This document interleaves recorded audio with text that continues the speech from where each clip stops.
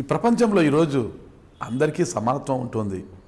విధి వైపరీత్యమో శరీర నిర్మాణ లోపమో తెలియదు, కానీ మన మధ్య ఈరోజు ఉన్న మూడో రకం వారు ట్రాన్స్జెండర్స్. అయితే ఈరోజు ఈ సమాజం వీరిని అంగీకరించలేకపోతుంది. అది సరికాదు, ఈ సమాజంలో మేము కూడా ఉన్నామని వారు గొంతెత్తి అరుస్తున్నా కూడా ఈ జనం చెవులకు ఎక్కట్లేదు. ఇలాగైతే ఎలా, ఇది సరికాదు అన్న ఈ విషయాన్ని ఈరోజు మనతో ఉన్న హర్షిణిగా మారిన మేకల రాజుతో అడిగి తెలుసుకుంటాం.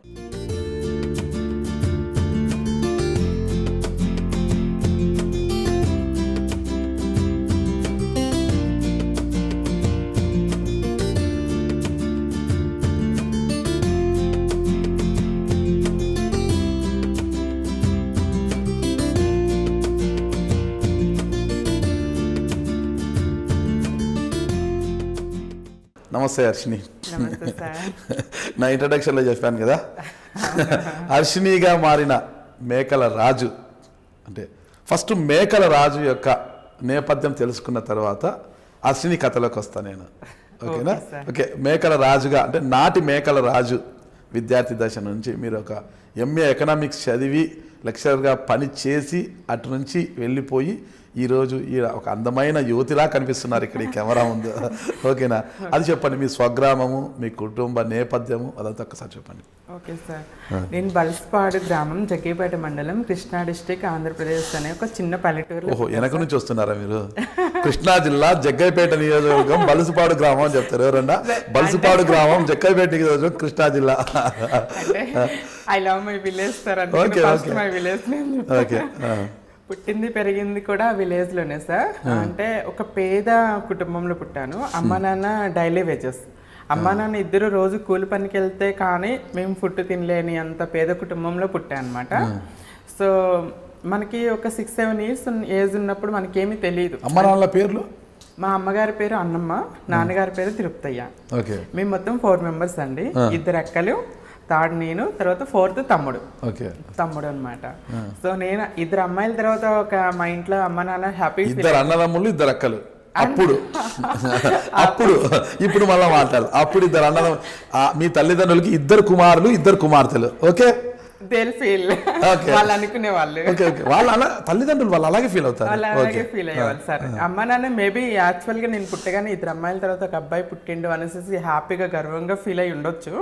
సో నాకు 7-8 years ఏజ్ వచ్చినప్పుడు, అంటే 2nd, 3rd class ఏజ్ లో ఉన్నప్పుడు, సో ఐ వాంట్ టు స్కూల్కి నేను అమ్మాయిలాగా వెళ్ళాలి అని మారం చేస్తుందాన్ని అమ్మ నాన్నతో.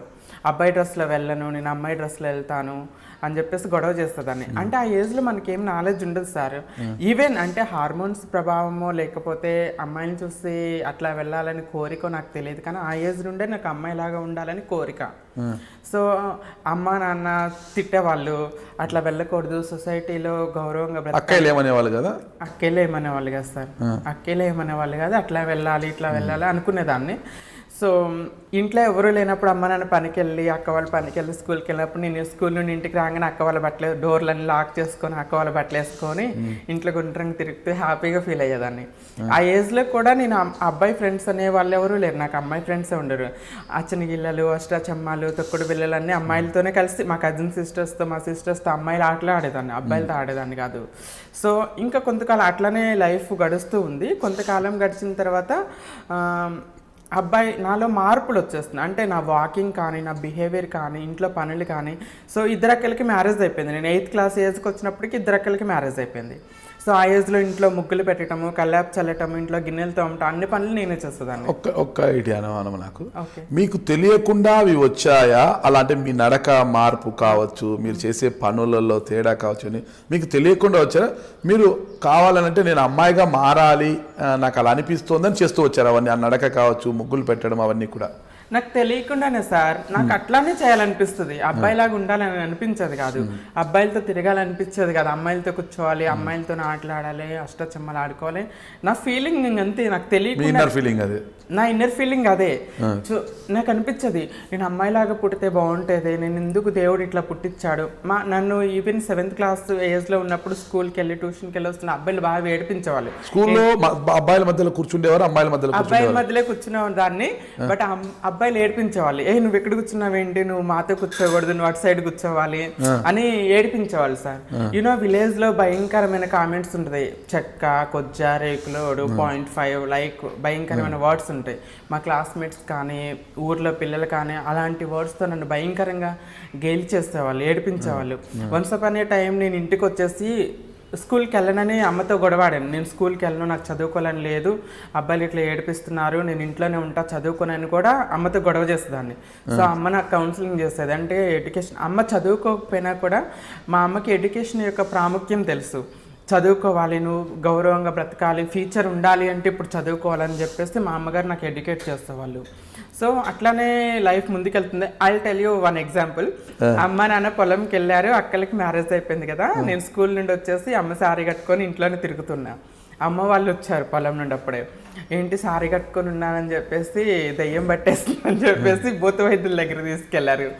బోతు వైద్యుడు నాకు ఇంకా గుర్తు, ఏంది స్కూల్కి వెళ్ళొస్తుంటే స్వాతి అనే దయ్యం పట్టిందని చెప్పేసి చెప్పాడు. నేను అప్పుడేమో గట్టిగా అరిసి నాకు ఏ దయ్యం పట్టలేదు, దిస్ ఈజ్ మీ, ఇది నా రియాలిటీ అని చెప్పాలని ఉండేది. బట్ అప్పుడు అంత ధైర్యం ఉండేది కాదు, చిన్న ఏజ్ కదా సార్, అంత ధైర్యం ఉండేది కాదనమాట. సో ఇలాంటి సిల్లీ థింగ్స్ చాలా ఉన్నాయి. సో ఆ తర్వాత ఇంకా ఒక 15 years ఏజ్ వచ్చినప్పటికీ ఐ రియలైజ్డ్, ఐ మీన్ మన ఒక అమ్మాయి అయినా అబ్బాయి అయినా వాళ్ళ ఐడెంటిఫికేషన్ ఆ ఏజ్లోనే తెలుస్తుంది కదా సార్. సో నా శరీరంలో మార్పులు వస్తున్నాయి. సో నేను కంప్లీట్లీ రియలైజ్ అయ్యాను, I was struck in a wrong body. నేను ఇది కాదు, ఈ బాడీ నాది కాదు, నా ఫీలింగ్స్ ఇవి కాదు అని చెప్పేసి నేను రియలైజ్ అయ్యాను. I mean inter first year 10th ఉన్నప్పుడు. సో అల్టల్ ఎగ్జాంపుల్, ఎలా రియలైజ్ అయ్యామని మీరు క్వశ్చన్ అడగొచ్చు. ఇన్ కేసు ఒక అమ్మాయి ఆ ఏజ్లో ఉన్నప్పుడు 16-17 years ఏజ్, 15 years ఏజ్ వచ్చినప్పుడు ఒక అబ్బాయిని చూస్తే, కేరింగ్ ఉన్న అబ్బాయిని చూస్తే ఇలాంటి హస్బెండ్ కావాలి నాకు, ఇలాంటి బాయ్ ఫ్రెండ్ కావాలి వస్తుంది, బాడీలో ఫీల్ వస్తుంది ఖచ్చితంగా. సో నేను అబ్బాయి బాడీలో ఉన్నా కూడా ఒక మంచి కేరింగ్ అబ్బాయిని చూస్తే నాకు ఆ ఫీల్ వచ్చేది, ఇలాంటి బాయ్ ఫ్రెండ్ ఉండాలి, ఇతనితో నేను హ్యాపీగా ఉండాలి, నాకు ఇట్లాంటి హస్బెండ్ కావాలి లైఫ్లో, నన్ను కేరింగ్గా చూసుకోవాలి, అట్లా అనిపించేది. ఇన్ కేసు ఆ ఏజ్లో అమ్మాయిని చూస్తే అమ్మాయి హెయిర్ స్టైల్ బాగుంది, అమ్మాయి డ్రెస్ బాగుంది, నాకు అలాంటి హెయిర్ స్టైల్ కావాలి, అట్లా డ్రెస్సింగ్ కావాలి, నేను మిస్ అవుతున్నాను అవి, అలా అందంగా తయారవటాన్ని నేను మిస్ అవుతున్నానని ఫీల్ అయ్యేదాన్ని. ఆ బాల్యం అంతా కూడా నాకు ఒక డిప్రెషన్లోనే గడిచింది. రోజు ఏడ్చుకునేదాన్ని, నైట్ ప్రేయర్ చేసుకునేది దేవుడికి. నన్ను అంటే ఐ డోంట్ నో, ప్రపంచంలో ఇంకా ఏంటో హార్మోన్స్ ప్రభావం వల్ల, as I'm a Christian. So బొట్టు పెట్టారు? పెట్టుకుంటాం సార్, ఆర్సిఎం అంటే మేము బొట్టుకు పెట్టుకుంటాం, పూలు పెట్టుకుంటాం, అన్నీ పెట్టుకుంటాం sir, not a problem. So ప్రపంచంలో ఇంకా ట్రాన్స్జెండర్స్ ఉంటారని ఆ ఏజ్లో నాకు తెలియదు అనమాట.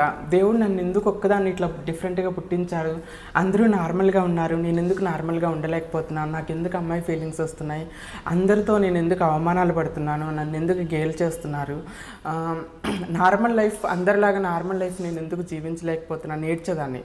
ఆ టైంలో నాకు అనిపించేది, దేవుడు కనిపిస్తే తీసుకొచ్చి బోన్లో నించోబెట్టి నాకెందుకు ఈ లైఫ్ ఇచ్చావు డిఫరెంట్గా, నాకెందుకు ఈ అవమానాలు గురి చేస్తున్నారు, అందరిలాగా నార్మల్ లైఫ్ నేను ఎందుకు జీవించలేకపోతున్నాను ప్రశ్నించాలని అనిపించేస్తారు. అంత మనోవేదన అనుభవించేదాన్ని ఆ ఏజ్లో.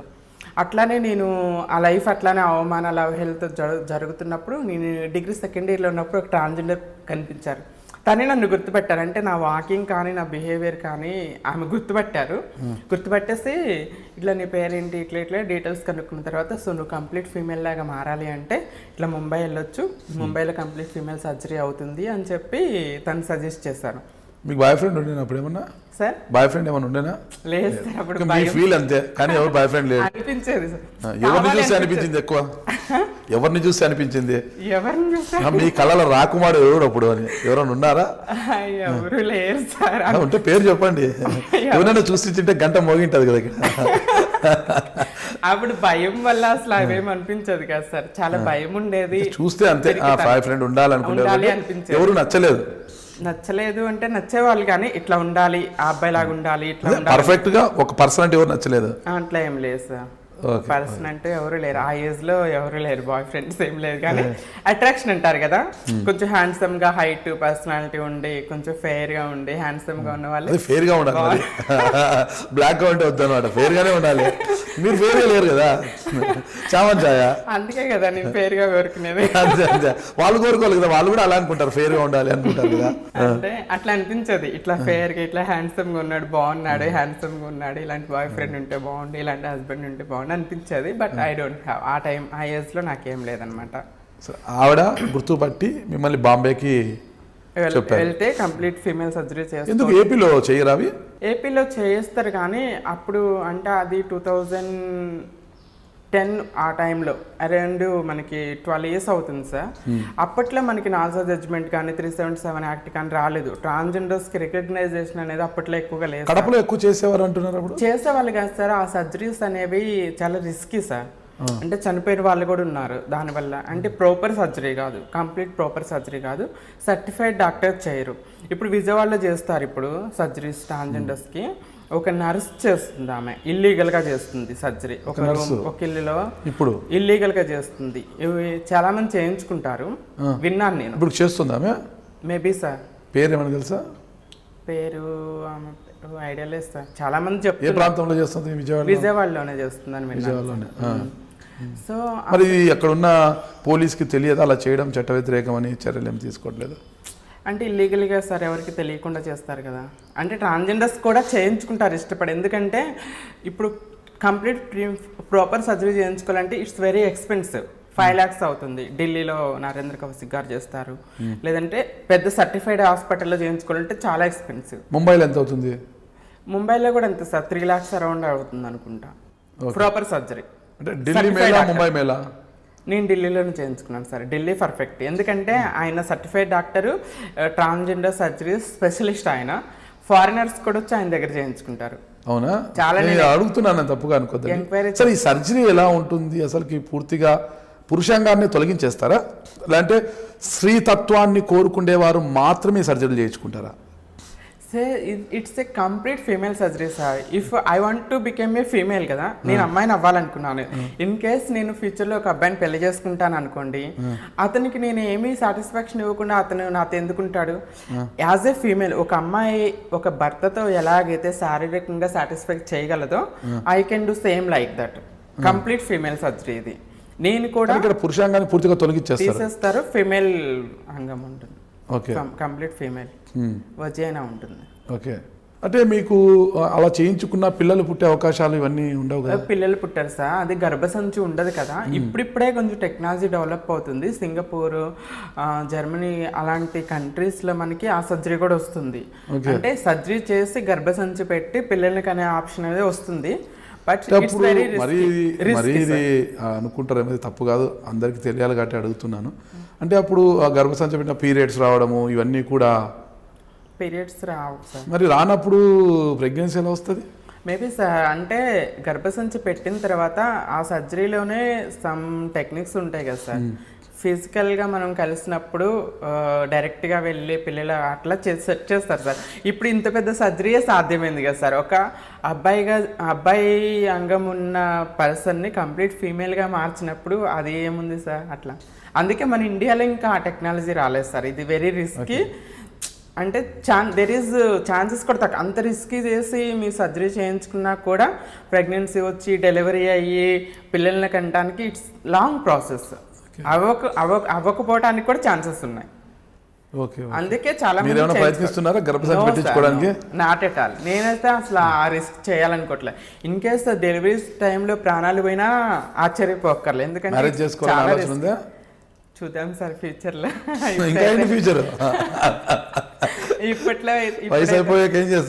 ఇప్పుడైతే ఏం లేదు సార్, మ్యారేజ్ చేసుకోవాలని ఆశ లేదు. బట్ నేనైతే ఆ సర్జరీ చేయించుకోను. ఇన్ కేస్ నేను సెటిల్ అయినాక లైఫ్లో ఎంతో మంది అనాథ పిల్లలు ఉన్నారు కదా, ఒక అనాథ పిల్లని నేను అడాప్ట్ చేసుకొని మదర్ అవ్వాలని అయితే ఆశ ఉంది sir. Okay okay. Kanchana cinema చూసారా మీరు? చూసాను సార్. ఎలా అనిపించింది మీకు అప్పుడు?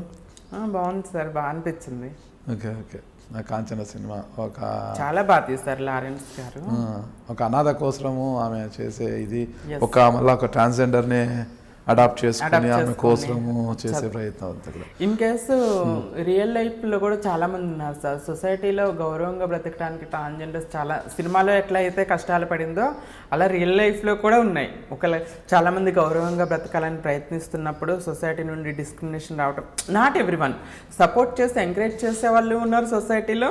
డిస్క్రిమినేషన్ చేసి ట్రాన్స్జెండర్స్ ఎదగాలి, గౌరవంగా బ్రతకాలి అనుకున్న వాళ్ళని కిందకి లాగేసి ఇట్లా బెగ్గర్ సెక్స్ వర్కర్స్గా మార్చే వాళ్ళు కూడా ఉన్నారు సార్ సొసైటీలో. అంటే ఇప్పుడు నాకు తెలిసి కొంతమందిని బలవంతంగా ఈ సర్జరీలు చేయిస్తున్నారంటారు. కొంతమంది కోరుకున్న స్త్రీతత్వాన్ని ఎవరైతే కోరుకుంటున్నారో వాళ్ళు పోయి సర్జరీలు చేసుకుంటున్నారు. కొంతమంది బలవంతంగా కూడా సర్జరీలు చేస్తుంటారని విన్నాను. వాస్తవమేనది? సో నేను కమ్యూనిటీతో లేను కాబట్టి నాకు అంతగా తెలియదు సార్.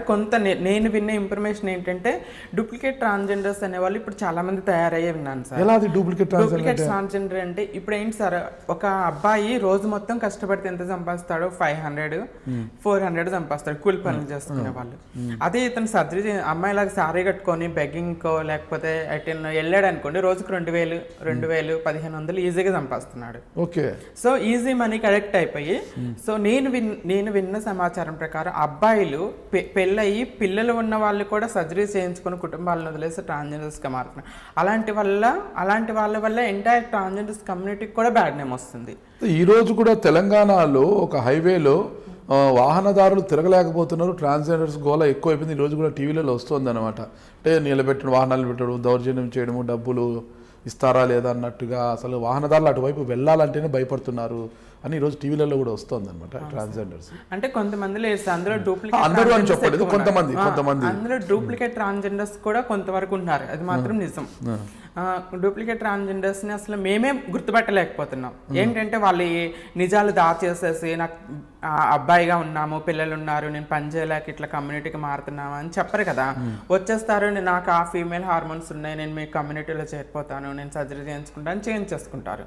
కుటుంబాన్ని హైడ్ చేస్తారు. తర్వాత వేరే వాళ్ళ ద్వారా తెలిసి అతనికి పెళ్ళి అయిపోయింది, పిల్లలు ఉన్నారు, అబ్బాయి ఇట్లా ట్రాన్స్జెండర్స్గా మారారని కమ్యూనిటీ వాళ్ళకి తెలుస్తుంది. ఏం చేయలేని పరిస్థితి కదా సార్. ఇంకా రోడ్డు మీద వదిలేయలేరు, గెంటేయలేరు.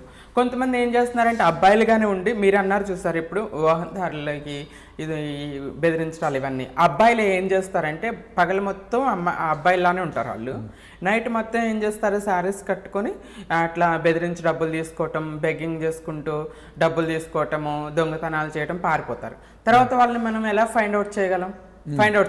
చేస్తారు, వెళ్ళిపోయి ప్యాంట్ షర్ట్ వేసుకొని నార్మల్ లైఫ్ బ్రతుకుతారు. ఎక్కడ ఎతకాలి? సొసైటీలో ఒక మార్క్ ఏముంటుంది, ట్రాన్స్జెండర్స్ ఇలా చేశారు అని. బట్ చేసింది ఎవరు? ఒక అబ్బాయిలు అట్లా చేసేసి అబ్బాయి మళ్ళీ వెళ్ళిపోతారు. వాళ్ళని మనం కనిపెట్టలేము కదా. ఆదాయ మార్గాల కోసం ఇవి కూడా చేస్తున్నారా చాలా మంది సార్. ట్రాన్స్జెండర్స్ రీసెంట్గా కొంతమంది కమ్యూనిటీ వాళ్ళు పట్టుకొని కొట్టి వాళ్ళని పోలీసులకు అప్ చేసిన సిచ్యువేషన్స్ కూడా ఉన్నాయి. ట్రాన్స్జెండర్స్ అలా బెగ్గింగ్కి వెళ్తారు కదా ట్రాన్స్జెండర్స్, అబ్బాయిలు సారీస్ కట్టుకొని సిగ్నల్స్లో వాటిలో అడుక్కోవటం చూసి నిజమైన ట్రాన్స్జెండర్స్ వాళ్ళని పట్టుకొని కొట్టడం. I have lot of videos, గ్రూప్స్లో ఇట్లా వస్తాయి కదా, చూస్తాను నేను. అలా వాళ్ళని కొట్టి పోలీసులకు అప్పచెప్పిన వీడియోస్ చాలా ఉన్నాయి, లాట్ ఆఫ్ ఉన్నాయి. అంటే అట్లా అని ట్రాన్స్జెండర్స్ అందరూ గొప్ప వ్యక్తులు అని కూడా చెప్పను. ఇందులో కూడా ప్రతి కమ్యూనిటీలో ఈవెన్ అబ్బాయిల్లో కానీ తప్పులు చేసే వాళ్ళు ఉన్నారు. 6 సంవత్సరాల పాపని రేప్ చేసిన దుర్మార్గులు ఉన్నారు, అమ్మాయిల్లో కూడా ఉన్నారు. అలానే ట్రాన్స్జెండర్స్లో కూడా కొంతమంది ఉన్నారు తప్పులు చేసే వాళ్ళు, బెదిరించి. ఎలాంటి తప్పులు చేస్తారు? అట్లే బెదిరించి డబ్బులు అడగటము, బెదిరించటము, చప్పట్లు కొట్టేసి డబ్బులు ఇస్తావా ఇవ్వా అనేసి బలవంతంగా అడుక్కునే వాళ్ళు కూడా కొంతమంది ఉన్నారు. నాట్ ఎవ్రీవన్, చాలా తక్కువ ఉన్నారు కానీ చాలా తక్కువ. రియల్ ట్రాన్స్జెండర్స్ మోస్ట్లీ ఎవరు అట్లా చేయరు సార్. ఓకే. నాకు చప్పట్లు అంటే గుర్తుకొస్తుంది, మీరు ఇలా ఎక్కువ చప్పట్లు కొట్టడం వల్లే మీ ఆరోగ్య రహస్యం దాంట్లోనే దాగి ఉందంటారు, అవునా? ఏమో సార్, ఈ బ్లడ్ సర్క్యులేషన్ అనేది మన నర్వ్స్ అనేది ఉంటాయి మనవి బాడీ ఇదంతా కూడా ఇక్కడ ఉంటుంది కదా, ఈ పాయింట్స్లో కొట్టడం వల్ల ఎక్కువ ఈ బ్లడ్ సర్క్యులేషన్ అది ఎక్కువ బాగుంటుంది, ఆ అనారోగ్యాలకు దూరంగా ఉంటారు వల్ల అనేది నేను కొంత వినపడ్డాను అనమాట. ఐ డోంట్ నో సార్, ఇది ఫిజికల్ లాజిక్ నాకు తెలియదు. కాకపోతే ట్రాన్స్జెండర్స్ ఒక కొడతారండి అది సిగ్నల్ అనుకోవచ్చు. తను ఇప్పుడు ట్రాన్స్జెండర్స్ కూడా చాలా మంది కంప్లీట్ ఫీమేల్ లాగా ఉన్నారు, ఎవరు గుర్తుపట్టలేరు. ఇప్పుడు బెగ్గింగ్కి వెళ్తారు, డబ్బులు ఎవరు నువ్వు, నీకు ఎందుకు ఇవ్వాలనుకో, అప్పుడు ఇట్లా తాళి కొట్టారే అనుకోండి, ట్రాన్స్జెండర్ అని చెప్పేసి తీసి ఇచ్చేస్తారు. అట్లా కూడా ఒక సిగ్నల్ ఉంటుంది. కొంతమంది ఏంటంటే ఒకప్పటి కాలంలోనే ట్రాన్స్జెండర్స్ని ఎగతాళి చేయటం, గేలి చేయటము, అట్లా భయంకరంగా హింసించడం అలాంటివి జరిగాయి. అప్పుడు ఏం చేస్తారంటే వీళ్ళ కోపాన్ని, భావోద్వేగాల్ని గట్టిగా చప్పట్లు కొట్టి ఇట్లా కొట్టేస్తే వాటికి భయపడి వాళ్ళు కొంచెం దూరం వెళ్తారనేసి వీళ్ళు భావిస్తారు సార్. ఇప్పటికీ అది యూస్ చేస్తారు. ఏదైనా గొడవ జరిగినా, ఈవెన్ కమ్యూనిటీలో వాళ్ళకి గొడవ జరిగినా కూడా కొట్టుకుంటారు వీళ్ళు. అట్లా కొట్టుకోవడం కమ్యూనిటీలో తెలుసు సార్, పరిచయాలు ఉన్నాయి, కానీ నేను ఉండను సార్, నేను ఇండివిజువల్గానే ఉంటాను. ఓకే, మరి ఈ ప్రశ్నకు మనం ఇక్కడ ఫుల్ స్టాప్ పెట్టి ఒక్కసారి ఎన్నిక వస్తాం. మీరు స్కూల్కి వెళ్ళేటప్పుడు ఒక ట్రాన్స్జెండర్ మిమ్మల్ని చూసి మీరు పూర్తిగా ఫిమేల్గా మారాలంటే బాంబేలో సర్జరీ చేస్తారు అది అని చెప్పింది. అప్పుడు చెప్పిన వెంటనే వెళ్ళారా మీరు? చెప్పిన వెంటనే వెళ్ళలేదు సార్. అప్పుడు సెకండ్ ఇయర్ చదువుతున్నాను కదా. అమ్మకి ఇంటర్ సెకండ్ ఇయరా? Degree second year. Degree 10th రెగ్యులర్గా పాస్ అయ్యారా మీరు? 10th అసలు నేను మంచి క్లాస్ స్టూడెంట్ సార్. నా దగ్గర సర్టిఫికెట్లు ఉన్నాయి. 10th first class. ఏ ఇయర్లో పాస్ అయ్యారు? 10th 2002 sir. 2002. మళ్ళా ఇంటర్ ఏ గ్రూప్ చేశారు? Inter HSC sir. HEC government. నేను చిన్నప్పటి మంచి ఇంటెలిజెంట్ కదా, ఎందుకు హెచ్ఈసి జోలికి పోయినారు? ఎంపీసీ బైపీసీ చేయొచ్చు కదా. గవర్నమెంట్ స్కూల్లో అంత ఉండదని చెప్పేసి గవర్నమెంట్ కాలేజీలో చదివా. మీ నాలెడ్జ్, మీకు నాలెడ్జ్ ఉంటే గవర్నమెంట్ స్కూల్ అయితేనే ప్రైవేట్ స్కూల్ అయితేనేమి మీరు ఒకటే చదివే కదా. ఆల్సో నాకు ఎకనామిక్స్ అంటే ఇష్టం సార్. ఓకే, ఎకనామిక్స్ ఇష్టం నాకు, అందుకే ఎంఏ ఎకనామిక్స్ కూడా చేస్తుంది నేను. ఓకే, అందులో ఎకనామిక్స్ ఉంటుంది కదా బైపీఎస్ లో, అట్లా హెచ్ఎస్సి అంటే హిస్టరీ, ఎకనామిక్స్, పాలిటిక్స్. సో ఆ టైంలో ఏంటంటే గ్రూప్. మరి డిగ్రీ హెచ్పి చేశారా? Degree BA HEP. BA HEP sir, economics అంతేనండి. సో ఆ టైంలో ఏముండేదంటే మనము ఆర్ట్స్, సోషల్ ఇలాంటివి చదివితే గ్రూప్స్కి హెల్ప్ అవుతుందని చెప్పేసి అమ్మ నాన్న మా బాబాయ్ వాళ్ళు చెప్పారనమాట. అంటే గ్రూప్స్ చదవాలంటే సోషల్ నాలెడ్జ్ ఇది ఉండాలి కదా సార్, జనరల్ నాలెడ్జ్, సోషల్ గురించి, హిస్టరీ గురించి కొంచెం తెలుసుకోవాలని. ఇందులో అయితే తెలుస్తుంది కదా, హిస్టరీ, ఎకనామిక్స్, పాలిటిక్స్ అవి ఉంటాయి అని చెప్పేసి హెచ్ఈసి తీసుకున్నాను అనమాట. హెచ్ఈసి తర్వాత BA economics, MA economics, MA sir. HEP inter తర్వాత బిఏ సార్. బిఏ తర్వాత బిఏలో economics main subject, economics, history, political science. Then మళ్ళీ ఎంఏలో ఎకనామిక్స్ ఓన్లీ. ఎంత పర్సెంటేజ్ వచ్చింది ఎంఏలో? ఎంఏలో 76 మేబీ సార్. బాగా వచ్చింది, మంచి పర్సెంటేజ్. 76.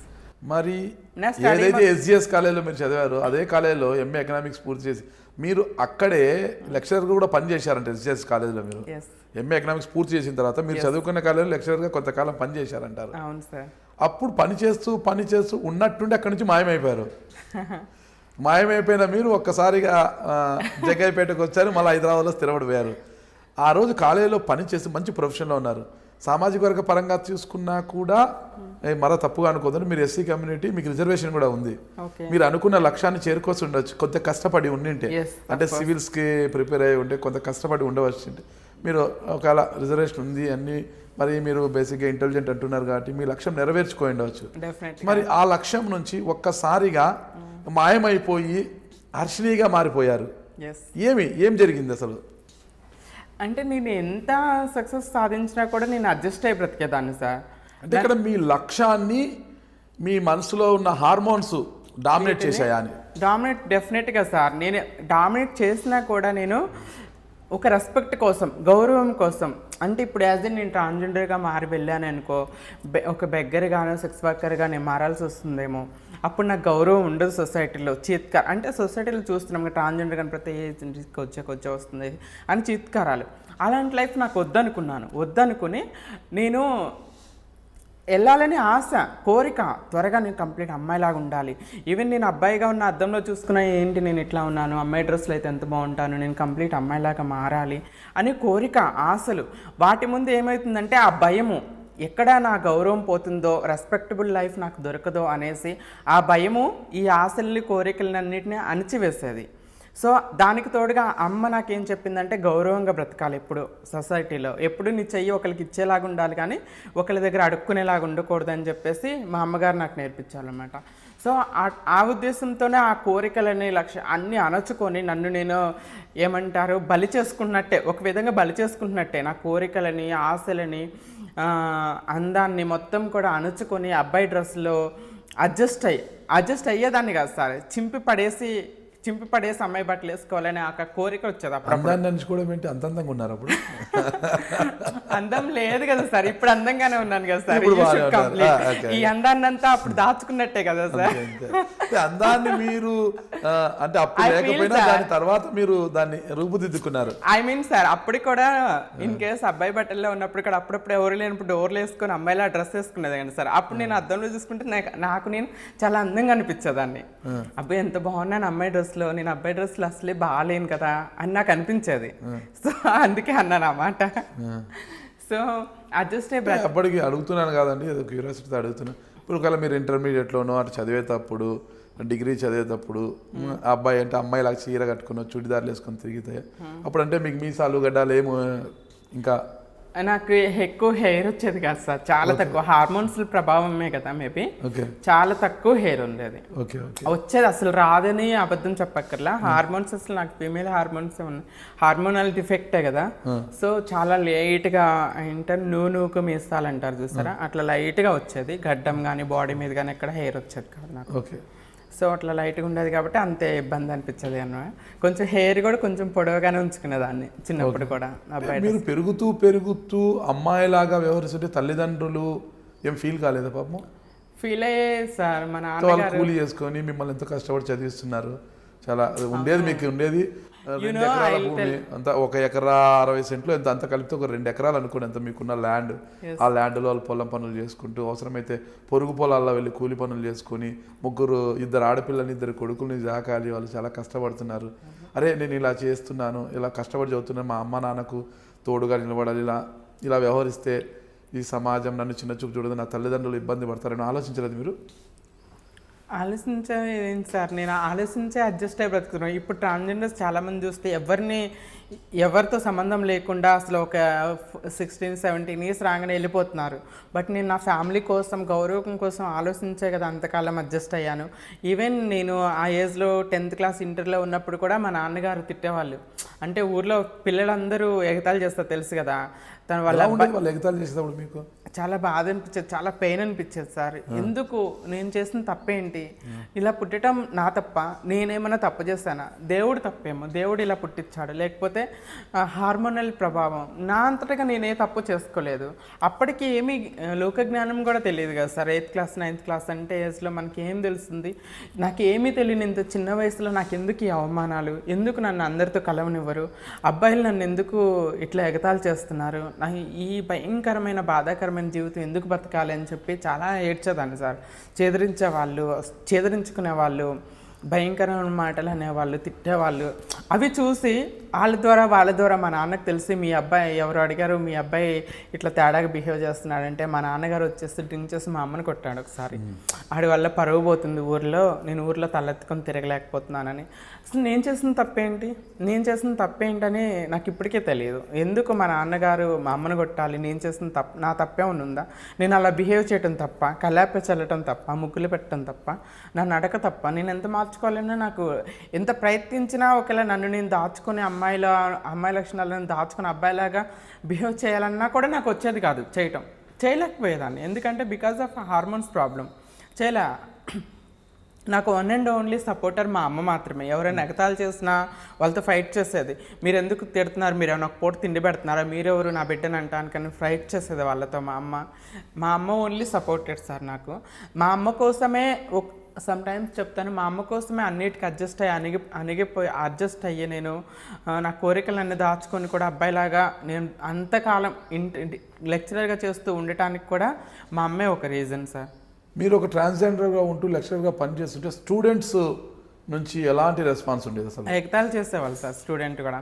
అంటే యాజ్ ఎ నేను లెక్చరర్ హోదాలో ఉన్నాను కాబట్టి డైరెక్ట్గా నన్ను ఎవరు అనేవాళ్ళు కాదు, కానీ ఇండైరెక్ట్గా పిల్లలు సార్ తేడా ఉన్నాడు కొంచెం, అట్లా ఇట్లా ఉన్నాడు అని చెప్పేసి వేరే వాళ్ళు అనుకోవటం విన్నాను సార్. ఓకే. అంటే స్టూడెంట్స్ వచ్చినప్పుడు, అమ్మాయిలు చూసినప్పుడు, అబ్బాయిలు చూసినప్పుడు మీకు కాలేజీలో ఒక లెక్చరర్కి ఎలాంటి ఫీలింగ్ ఉండేది అసలు? అప్పుడు నాకేం ఫీలింగ్ లేదు సార్. నేను వెళ్ళేదాన్ని. నాకు ఇన్స్పిరేషన్ మా ఎకనామిక్స్ లెక్చరర్ మునీరా మేడం గారు. నేను ఇంటర్ ఫస్ట్ ఇయర్ చేరినప్పటి నుండి ఆమె లెక్చరర్ చెప్తుంటే అట్లానే వినాలనిపిస్తుంది సార్. ఆమె నోట్స్ చెప్పడం కానీ అది నాకు ఇన్స్పిరేషన్ అయింది. అందుకే నేను ఎంఏ ఎకనామిక్స్ చేయడానికి కూడా కారణం అది. సో ఆమెను ఇన్స్పిరేషన్గా తీసుకొని ఆమె ప్రిన్సిపల్గా ఉన్నారు నేను ఎకనామిక్స్ లెక్చరర్గా చేయనప్పుడు. సో ఆమె నాకు ఇన్స్పిరేషన్ కాబట్టి ఎకనామిక్స్ నాది పీజీ అవ్వగానే మేడం ఎకనామిక్స్ లెక్చరర్ పోస్ట్ ఖాళీ అయింది Harshini, sorry some name my mail నేమ్తో రాజు, ఇక్కడ నువ్వు ఇఫ్ యూ హ్యావ్ ఇంట్రెస్టెడ్ ఇక్కడ జాయిన్ అవ్వచ్చు అని మేడం అడిగారు. సో నాకు ఇంట్రెస్ట్ ఉందని చెప్పేసి నేను ఈ రిజల్ట్ కూడా రాకముందు ఆమె మీద నమ్మకం, రిజల్ట్ కూడా రాలేదు. సో నేను వెళ్ళాను, ఓకే ఆఫర్ ఇచ్చారు, రిజల్ట్ వచ్చింది. రిజల్ట్ అప్పుడు స్టార్టింగ్ ఎంత సార్ 5,000 అంతే. అంటే ప్రైవేట్కే కదా, కాంట్రాక్ట్ బేసిక్లో కదా నేను జాయిన్ అయింది. 5,000 సార్ అంతే. 5,000 శాలరీతో నేను ఎకనామిక్స్ లెక్చరర్గా జాయిన్ అయ్యాను. ఆమె ఇన్స్పిరేషన్తో నేను వెళ్ళేదాన్ని, బాగా ప్రిపేర్ అయ్యేదాన్ని సార్. ఎగ్జామ్స్కి ప్రిపేర్ అయినట్టు ఇంట్లో ప్రిపేర్ అయ్యేదాన్ని. రేపు చెప్పాల్సిన లెసన్ ఈరోజే ప్రిపేర్ అయ్యేదాన్ని పిల్లలకి. బాగా ప్రిపేర్ అయ్యేదని కరెక్ట్గా మా మేడం నాకు ఎలా చెప్పేవాళ్ళు ఆ నోట్స్లు నేను ఇంటర్ చదువుతున్నప్పుడు నోట్స్లు అలానే దాచుకునేదాన్ని. ఆ నోట్స్లో ప్రిపేర్ అయ్యేదాన్ని. మేడం చెప్పిన నోట్స్లో ఆ మేడం చెప్పిన టెక్నిక్స్లో అట్లానే పిల్లలకి చెప్పేదాన్ని, నోట్స్ ఇచ్చేదాన్ని, వచ్చేదాన్ని. అంటే అక్కడ నా టైం నేనేది వేస్ట్ చేయలేదు. నా ప్రొఫెషన్ మాత్రమే నేను చూస్తాను. నేను పిల్లలకి కరెక్ట్ లెక్చర్ ఇవ్వాలి, వాళ్ళకి మంచి రిజల్ట్ ఇవ్వాలి. ఎందుకంటే నా ప్రొఫెషన్కి నేను 100% న్యాయం చేయాలని చెప్పేసి అట్లే చేసేదాన్ని. కానీ ఆ పిల్లలు ఏంటి, ఆ అబ్బాయిలు ఏంటి అట్లా ఏమీ నేను అక్కడ చూడలేదు సార్ వేరియేషన్. మరి అలా కాలేజీలో చేరి లెక్చరర్గా కొనసాగుతున్న మీరు ఎందుకు హఠాత్తుగా మాయమైపోయారు? ఎవరు మిమ్మల్ని మాయం చేశారు? ఎవరు మాయం చేయలేదు సార్. అప్పటి వరకు నేను అమ్మ కోసమే అడ్జస్ట్ అయ్యాను. అండ్ సొసైటీలో గౌరవం లేదు అని చెప్పేసి ఒక భయంతో అడ్జస్ట్ అయ్యాను. సో నేను లెక్చరర్గా చేస్తున్న సెకండ్ ఇయర్, ఫస్ట్ ఇయర్ బాగానే వచ్చింది, సెకండ్ ఇయర్ జరుగుతున్న టైంలో సో మా అమ్మగారికి హెల్త్ కంప్లీట్గా స్పాయిల్ అయింది సార్. సో మా అమ్మగారికి మేము చిన్నప్పుడే హార్ట్ ఆపరేషన్ అయింది సార్. మా తమ్ముడు పాలు తాగుతున్నప్పుడే హార్ట్ ఆపరేషన్ అయిందనమాట. సో డాక్టర్స్ ఏం చెప్పారంటే మా అమ్మని హార్డ్ వర్క్ చేయకూడదు, షీ షుడ్ టేక్ రెస్ట్ అని చెప్పారు. బట్ మా నాన్నగారు కొంచెం డ్రింక్ చేస్తారు సార్. అంటే ఊర్లో తాగుతారు కదా, తను పనిచేసుకుంది మ్యాక్సిమం తను డ్రింక్ తాగటానికే ఉపయోగిస్తాడు. ఊర్లో తాగుతారు, అలవాటు ఉండే వాళ్ళు తాగుతారు, అందరూ తాగరు. ఊర్లో తాగుతారంటే మరి అందరూ తాగుతారు. అంటే మోస్ట్లీ విలేజ్లో ఏముంటుంది సార్, నాటు సారాలు అవేంటో తాగుతారు సార్. అది నేను అనేది నాటు సారా. ఇక్కడ గుడుంబ అంటారు, అక్కడ నాటు సారా అంటారు. నాటు సారా అంటారు. మా నాన్నగారికి అది అలవాటు ఉంది అన్నమాట. తెలంగాణలో గుడుంబ అంటారు. అది తాగేవాళ్ళు ఎక్కువగా. సో మా అమ్మ ఒక్కతే కష్టపడేవాళ్ళు. డాక్టర్ చెప్పినా సర్జరీ అయిపోయినాక కూడా బాగా కూలి పనులు హార్డ్ వర్క్ చేసేవాళ్ళు మా మమ్మీ. తను ఒక్కళ్ళే కష్టపడి 2 అక్కలకి మ్యారేజ్ చేశారు. సో నన్ను తమ్ముడిని ఇద్దరిని చదివించారనమాట కష్టపడి. నేనంటే మొత్తం గవర్నమెంట్ స్కూల్స్లో ఫీజులు ఎక్కువ ఉండే, ఎగ్జామ్ ఫీజులు అయ్యానే అట్లీస్ట్ ఉంటాయి కదా సార్. మెయింటెనెన్స్. అక్కలు ఏం చదువుకోలేదా? అక్కలు ఏం చదువుకోలేదు సార్. పెద్దక్క 4th క్లాస్ చదువుకుంది. పెద్దక్కని కూడా ఇంకా తనకు తోడుగా పొలం పనులకు తీసుకెళ్లేదమ్మ, తనకు తోడుగా. చిన్నక్క 8th చదివింది సార్ అంతే. రాజు ఒకరే బాగా చదివింది. మా తమ్ముడు కూడా సార్ ఏం చదివాడు? ఎంటెక్ అయింది సార్. ఎంటెక్ చేశాడా? ఎంటెక్ చేసి జగ్గయ్యపేటలో ఒక చిన్న దాంట్లో పని చేస్తున్నాడు. అవును సార్. అంటే ఆ టైంలో ఏమంటారంటే ఎంటెక్ అయిపోగానే జాబ్లో జాయిన్ అవ్వలేదు సార్. అమ్మ చనిపోయింది, అక్కడికి వచ్చేసి. సో యాక్చువల్లీ ఏంటంటే లెక్చరర్గా జాబ్ చేస్తున్నప్పుడు అమ్మ అట్లా హార్డ్ వర్క్ మా కోసమే చెప్పుకోవాలి సార్. మా అక్కల పెళ్ళిళ్ళు చేయడానికి, నన్ను తమ్ముని చదివించడానికి మా అమ్మ బాగా హార్డ్ వర్క్ చేస్తుంది. ఆ టైంలో హార్ట్ బాగా సివియర్ ఎఫెక్ట్ అయింది సార్. సో సడన్లీ మేము హాస్పిటల్లో అరౌండ్గా 10 days ఉన్నాం, విజయవాడ మణిపాల్ హాస్పిటల్లో. అవి నా లైఫ్లో నాకు బ్లాక్ డేస్ అని చెప్పుకోవాలి సార్. ఎందుకంటే నన్నుగా ప్రేమించింది అమ్మ మాత్రమే. సొసైటీలో నన్ను యాక్సెప్ట్ చేయకపోయినా నన్ను చిన్నప్పటి నుండి పసిపిల్లలా చూసుకునేదాన్ని. ఎక్కడ ఒక్కదాన్ని వదిలేస్తే నేను ఎక్కడ ఏడుస్తాను, ఎవరైనా ఎగతాళి చేస్తే ఏడుస్తాను, భయపడతానని చెప్పేసి మా అమ్మమ్మ గారు ఊరు వెళ్ళినా కూడా నన్ను తోడు తీసుకెళ్ళేవాళ్ళు సార్ మా అమ్మ. అంటే ప్రపంచంలో కల్మషం లేని ప్రేమ తల్లి ప్రేమ మాత్రమే సార్. సో ఆ టైంలో అమ్మ చనిపోయినప్పుడు నాకు ప్రపంచం ఏమనిపించలేదు సార్. ప్రపంచం అంత శూన్యం అనిపించింది. ఇంకా నన్ను ఎవరు యాక్సెప్ట్ చేయరు, నేను ఒకవేళ బయటికి వెళ్తే అలా బ్రతకలేను. అమ్మకి మాట ఇచ్చాను, సొసైటీలో గౌరవంగా బ్రతుకుతానని అమ్మకి మాట ఇచ్చాను. నేనే వాళ్ళు వెళ్తే ఒక బెగ్గర్ కానీ సెక్స్ వర్కర్ కానీ నేను మారాల్సి వస్తుందేమో, బట్ నాకు ఆ లైఫ్ వద్దు. అమ్మ చనిపోయింది, ఇప్పుడు నన్ను ఎవరు యాక్సెప్ట్ చేయరు ఇంట్లో. అప్పటికి నాన్న నన్ను ఇష్టపడేవాళ్ళు కదా సార్. నాన్నకి నేనంటే అసహ్యం కొంచెం వన్ టైప్ ఆఫ్ అంటే నా వల్ల తను పరుగు పోతుందని. నాన్నని కూడా నేను తప్పుపట్టను సార్, నా వల్ల ఊర్లో వాళ్ళ అది మాటలంటం వల్ల తను పరుగు పోతుందని. అమ్మ ముందు చనిపోయారా, నాన్న ముందు చనిపోయారా? అమ్మ సార్. అమ్మ ముందు చనిపోయారు. అవును సార్. అమ్మ చనిపోయిన తర్వాత నాన్న ఎలా చూశారు మిమ్మల్ని? అమ్మ చనిపోయిన తర్వాత నాన్నలో కొంచెం చేంజ్ వచ్చింది సార్. అమ్మ చనిపోయిన కొన్ని రోజుల తర్వాత నాన్న కూడా యాక్సెప్ట్ చేశారు. ఎందుకంటే ఇంకా తనకి ఎవరు లేరు, తనని ఎవరు యాక్సెప్ట్ చేయరు అనే ఉద్దేశంతో నాన్న కూడా కొంచెం ప్రేమించడం స్టార్ట్ చేశాడు. దేవుడు నా మీద పగబట్టాడో లేకపోతే ఏం చేస్తాడు ఎందుకో తెలియదు సార్. అప్పుడే పోనీలా అమ్మ చనిపోయింది, అమ్మ ప్రేమను కూడా నాన్నలో చూసుకుందాం అనుకునే టైంకి నాన్న కూడా చనిపోయారు. ఆ ఫీల్ అలోన్ సార్. అమ్మ చనిపోయేటప్పుడు నేను సూసైడ్ అటెంప్ట్ చేశాను సార్. అవునా? ఓకే. ఎలా అంటే విలేజ్లో పొలంకి మందులు చల్లుతారు కదా, పొలంకి చల్లే మందు ఉంటే ఇంట్లో అది తాగాను. బ్రతకాలనిపించలే, ఎందుకంటే ఇంక నన్ను ఎవరు యాక్సెప్ట్ చేయరు, నాకు ఇంక ఫ్యూచర్ లేదు, నేను ఇంకా బ్రతకలేను, నా కోసం ఫైట్ చేసే వాళ్ళు లేరు, నా మీద ప్రేమ చూపించే వాళ్ళు ఎవరు లేరని చాలా బాధ అనిపించింది సార్. సరే ఇంకా అక్క తమ్ముడు నోటీస్ చేస్తే నన్ను బ్రతికించారు. అట్లా కంప్లీట్ డిప్రెషన్లో ఉన్నాను సార్. అసలు ఫుడ్ కూడా తిన్నాను. మా కజిన్ సిస్టర్స్, మా కజిన్ బ్రదర్స్ బలవంతంగా మచ్చికలు దాపించి అవి దాపించి. అమ్మ అంటే నాకు ఎంత ఇష్టమో ఒక ఎగ్జాంపుల్ చెప్తా సార్. నేను అబ్బాయిగా ఉన్నప్పుడు సమాధుల వైపు వెళ్ళటానికి భయపడేదాన్ని. దెయ్యాలు అవి అంటారు కదా పల్లెటూరులో, భయపడేదాన్ని. అమ్మ చనిపోయిన థర్డ్ డే మిడ్-నైట్ 1కి నేను వెళ్ళి అమ్మ సమాధిలో పడుకున్నాను సార్. సమాధి మీద పడుకొని ఏడుస్తున్నాను. ఇంట్లో ఎదుగుతున్నారు అందరూ, ఏమైపోయాను. సరే లైట్లు వేసుకొని వస్తే అక్కడ కనిపించాను మా బాబాయ్, మా నాన్న. అప్పుడు నాన్న ఉన్నాడుగా, వాళ్ళందరూ లైట్లు వేసుకొని వచ్చి నన్ను ఎత్తుకుని వచ్చారు. అమ్మ అంటే అంత ప్రేమ సార్ నాకు. అమ్మ సమాధి మీద పడుకున్నారు పోయి. ఆ తర్వాత చాలా అరౌండ్ 6 months వరకు సృష్టిలో అమ్మే మొదటి అద్భుతం కదా, ఎవరికైనా అమ్మే మొదటి అద్భుతం. ఇప్పటికీ సార్ అమ్మ మెమరీస్ నన్ను చాలా డిస్టర్బ్ చేస్తాయి. సమ్టైమ్స్ ఎంత సాధించి ఎంత గౌరవంగా బ్రతుకుతున్నా నాకంటూ ఎవరు లేరు, అమ్మ ప్రేమ లేదు అనే ఒక బాధ సార్ ఖచ్చితంగా ఉంటుంది. అమ్మ చనిపోయారనే బాధలోనే లెక్చరర్గా పనిచేస్తున్న మీరు మాయమైపోయారు? మానేస్తాను సార్, మానేస్తాను, ఇంకా చేయలేకపోయాను సార్. జాబ్ మానేస్తాను. అట్లనే 6 months కంప్లీట్ బెడ్ రెస్ట్లోనే ఉన్నా, ఇంట్లోనే ఉన్నాను, డిప్రెషన్లో ఉన్నాను. సో ఆ తర్వాత మా తమ్ముడు బీటెక్ చదువుతున్నాడు సార్ అప్పుడు. సో మా తమ్ముడికి కొంచెం ఎక్స్పెన్సివ్ అవుతాయి. అమ్మ చనిపోయింది, ఇంకా ఇంట్లో ఎడ్యుకేషన్ కంప్లీట్ అయిపోయి ఒక ఇన్కమ్ ఎర్న్ చేసే స్టేజ్లో ఉండింది నేనే సార్. ఓకే. సో నేను ఒక స్టెప్ ముందుకు తీసుకోవాలి. చాలామంది మా చుట్టుపక్కల వాళ్ళు, నా ఫ్రెండ్స్ కానీ నా ట్రాన్స్జెండర్ ఫ్రెండ్స్ కొంతమంది పరిచయం ఉంటారు కదా, వాళ్ళందరూ నాకు సజెస్ట్ చేశారు. సో నువ్వు ప్లేస్ చేంజ్ అవ్వాలి, అప్పుడే కొంచెం అమ్మ మెమరీస్ నుండి కొంచెం దూరం అవుతావు, నువ్వు కొంచెం నార్మల్ అవ్వగలవు అని చెప్పారు. అందులో నేను ఇన్కమ్ కూడా సంపాదించాలి, ఎందుకంటే ఎడ్యుకేషన్ కంప్లీట్ అయింది, నేనే, తమ్ముడు బీటెక్ చదువుతున్నాడు అప్పుడు. సో అక్కలిద్దరికి పెళ్ళి అయిపోయింది. పెద్ద అక్కకి మా బావగారు చనిపోయారు, 2 చిన్నపిల్లలు. అక్క కూడా వచ్చి మా ఇంట్లోనే ఉంటుంది. పెద్దక్క, చిన్నపిల్లలు, తమ్ముడు చదువుతున్నాడు. సో నేను రెస్పాన్సిబిలిటీస్ తీసుకోవాలని నిర్ణయించుకున్నాను సార్. అమ్మ రెస్పాన్సిబిలిటీస్ అన్నీ తీసుకోవాలని నిర్ణయించుకొని ముంబైలో ఒక ట్రాన్స్జెండర్స్ ఎన్జిఓ ఉందనేసి ఖమ్మంలో నా ఫ్రెండ్ ఒక అమ్మాయి చెప్పింది ట్రాన్స్జెండర్. సో ఆమెకు ఫోన్ చేస్తాను, చాందిని హాజీ ఆమె, త్రివేణి సమాజ్ వికాస్ కేంద్రంలో ఒక ఎన్జిఓ రన్ చేస్తారు. ఆమెకి ఇట్లా కాల్ చేస్తే నేను ఇట్లా పోస్ట్ గ్రాడ్యుయేషన్ చేస్తానండి, సో నాకు జాబు ఇస్తారా అని అడిగితే సరే రామ్మా అని చెప్తే ఫస్ట్ నేను అక్కడ ట్రాన్స్జెండర్గా నా లైఫ్ స్టార్ట్ అయింది అక్కడ. మరి అక్కడ ఖమ్మం జిల్లా మీ ఫ్రెండ్ ద్వారా ముంబైకి వెళ్ళిపోయారు మీరు? ముంబై వెళ్ళిపోయాను సార్. జాబ్ దొరికిందా? జాబ్ కోసం ఏమైనా ట్రయల్స్ చేశారు అక్కడ? స్టార్టింగ్ ఆ ఎన్జిఓలో స్టార్ట్ చేశాను సార్ జాబ్, త్రివేణి సమాజ్ వికాస్ కేంద్రంలో. ఏం జాబ్ చేశారు అక్కడ? ఓడబ్ల్యూగా అవుట్ రీచ్ వర్కర్గా చేస్తాను sir. It's a transgenders NGO.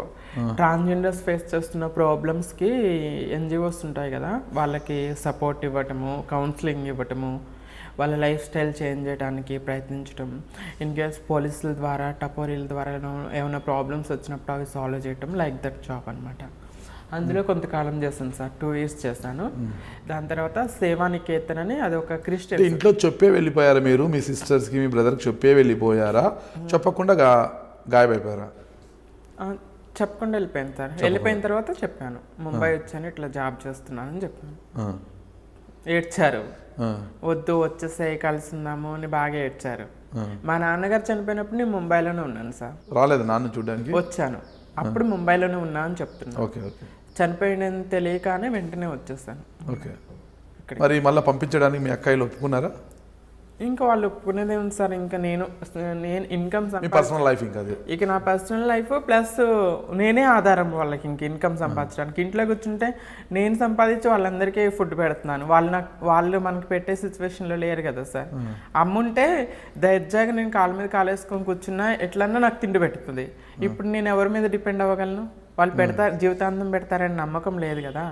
నేను ఇంకా మూవ్ ఆన్ అయ్యాను, కొంచెం మైండ్ చేంజ్ అయింది, డిప్రెషన్ బయటకు వచ్చాను. ఇంకా నా లైఫ్ నేను సెటిల్ చేసుకోవాలి కదా.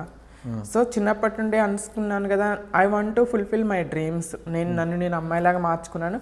ముంబై వెళ్ళటంతోనే కంప్లీట్ ఇంకా అమ్మాయి డ్రెస్లోనే ఉండేదాన్ని, ఆఫీస్కి కూడా అమ్మాయిలాగే వెళ్ళిపోయేదాన్ని. ఇంకా అంటే మీరు ముంబై వెళ్ళిన తర్వాత జాబ్ చేస్తున్నారు కదా, అప్పటికే సర్జరీ చేసుకున్నారా? లేదు సార్, చేసుకోలేదు. అంటే నేను ఎంక్వైరీ చేశాను సార్. యాజ్ ఏ ఎడ్యుకేటెడ్గా నేను అందరూ చేయించుకున్నట్టుగా 10-20,000 30,000 డబ్బు కోసం ఆస్తిపడే ఆ సర్జరీస్ నేను చేయించుకోవాలనుకోలేదు. ఇన్ కేస్ నేను కంప్లీట్ అమ్మాయిలాగా మారాలనుకుంటున్నాను. ఇన్ కేస్ ఫ్యూచర్లో నేను మ్యారేజ్ చేసుకున్నా నా భర్తను నేను సాటిస్ఫై చేయాలి.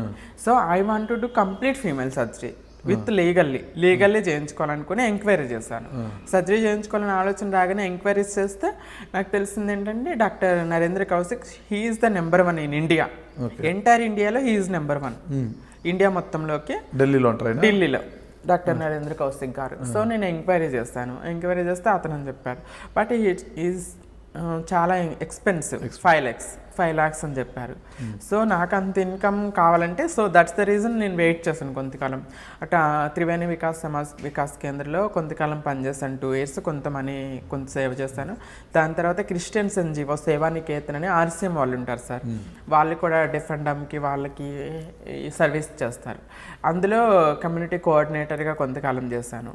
సో కొంత మనీ ఎర్న్ చేశాను. ఇది కలిపి ఒక 2.5 lakhs 3 lakhs వరకు కొంచెం ఎర్న్ చేశాను అనమాట. దాని తర్వాత కొంత అప్పు చేశాను సార్. అండ్ ఇంట్రెస్ట్ కొద్దికి అప్పు తీసుకొని ఫ్రెండ్స్ దగ్గర చేబదులు తీసుకొని ఫైనల్లీ నేను 2016లో కంప్లీట్ ఫీమేల్ సర్జరీ చేయించుకున్నాను ఢిల్లీ వెళ్ళి డాక్టర్ నరేంద్ర కౌశిక్ దగ్గర. ఆయన ఏం చేస్తారంటే సర్జరీతో పాటుగా డాక్టర్ సర్టిఫికేట్ ఇస్తాడు. షీఈ్ మెంటల్లీ, అంటే ఫస్ట్ ఎవరికి పడితే వాళ్ళకి ఆయన సర్జరీ చేయరు. ఇప్పుడు ఇల్లీగల్గా చేసే వాళ్ళు ఉన్నారు అనుకో, అబ్బాయిలు వెళ్ళేసి నేను ట్రాన్స్జెండర్ సర్జరీ చేయన్నా వాళ్ళు చేస్తారు. ఆయన అట్లా కాదు, ఫస్ట్ సైకాట్రిస్ట్ సర్టిఫికేట్ తీసుకోవాలి. ఎందుకంటే మనం మెంటల్గా ఫీమేల్ అని చెప్పేసి సైకాట్రిస్ట్ సర్టిఫికేట్ ఇస్తాడు. మన థాట్స్ అవన్నీ ఫస్ట్ సైకాట్రిస్ట్ టెస్ట్ అయిపోయింది నాకు. సో సైకాట్రిస్ట్ టెస్ట్ చేసినప్పుడు చిన్నప్పటి నుండి మన బిహేవియర్ ఏంటి, ఎట్లా పెరిగాము, ఏమి ఆశ, అవన్నీ చెప్పుకుంటే షీఈ్ మెంటల్లీ ఫీమేల్ అని చెప్పేసి సైకాట్రిస్ట్ సర్టిఫికేట్ ఇస్తాడు. దాని తర్వాత ఆ సర్టిఫికేట్ తీసుకొని ఆ డాక్టర్ దగ్గరికి వెళ్తేనే ఆయన సర్జరీ చేస్తాడు. సైకాట్రిస్ట్ సర్టిఫికేట్ లేకపోతే ఆయన సర్జరీ చేయడం అనమాట. ఇట్స్ ఏ ప్రాపర్ సర్జరీ కాబట్టి. సో ఆయన సర్జరీ అయిపోయిన తర్వాత తను సర్టిఫికేట్ ఇస్తారు, surgery completed, she mentally physically also female అని చెప్పేసి తను సర్టిఫికేట్ ఇచ్చాడు. దాన్ని బేస్ చేసుకొని నేను Aadhaar card, PAN card, voter ID అన్నీ ప్రిపేర్ చేసుకున్నాను ఫీమేల్. సో ఆ సర్టిఫికేట్ని బట్టి ఫస్ట్ ఏం చేయాలంటే name change gender change certificate తీసుకోవాలి కదా సార్. Name change gender change certificate తీసుకున్నాను. నేమ్ చేంజ్ ఫలాని ఎక్స్ నేమ్ నుండి ఫలాని హర్షినిగా బోత్ ఆర్ సేమ్. ఎందుకంటే నా ఎడ్యుకేషన్ సర్టిఫికేట్స్ అన్నీ మేల్ నేమ్తో ఉన్నాయి, రాజు అని మెయిల్ నేమ్తో ఉన్నాయి. సో ఇఫ్ నేను హర్షిని అని Aadhaar card, PAN card, voter ID, even పాస్పోర్ట్లో కూడా హర్షిని అని ఉంటుంది నాకు. సో ఈ సర్టిఫికేట్స్ పట్టుకొని నేను జాబ్కి వెళ్తే నీ ఎడ్యుకేషన్ డాక్యుమెంట్స్ అడుగుతారు. సో రాజు అని ఉంటుంది ఎడ్యుకేషన్లో. ఇద్దరం మేము ఒకటే అని చెప్పేసి రెండింటిని కంబైన్ చేయడానికి డాక్యుమెంట్ కావాలిగా. It's a name change gender change certificate తీసుకున్నాను కోర్టు నుండి. సో దాన్ని పట్టుకొని నేను జాబ్స్ కోసం ఇంకా ట్రై చేస్తాను. అంటే ఎన్జిఓస్లో జాబ్ చేస్తుంటే ఏముంటుందంటే ఎవ్రీ ఇయర్ శాలరీ ఇన్కమ్ ఉండదు, ఇన్సూరెన్స్ పాలసీస్ అవి ఉండవు.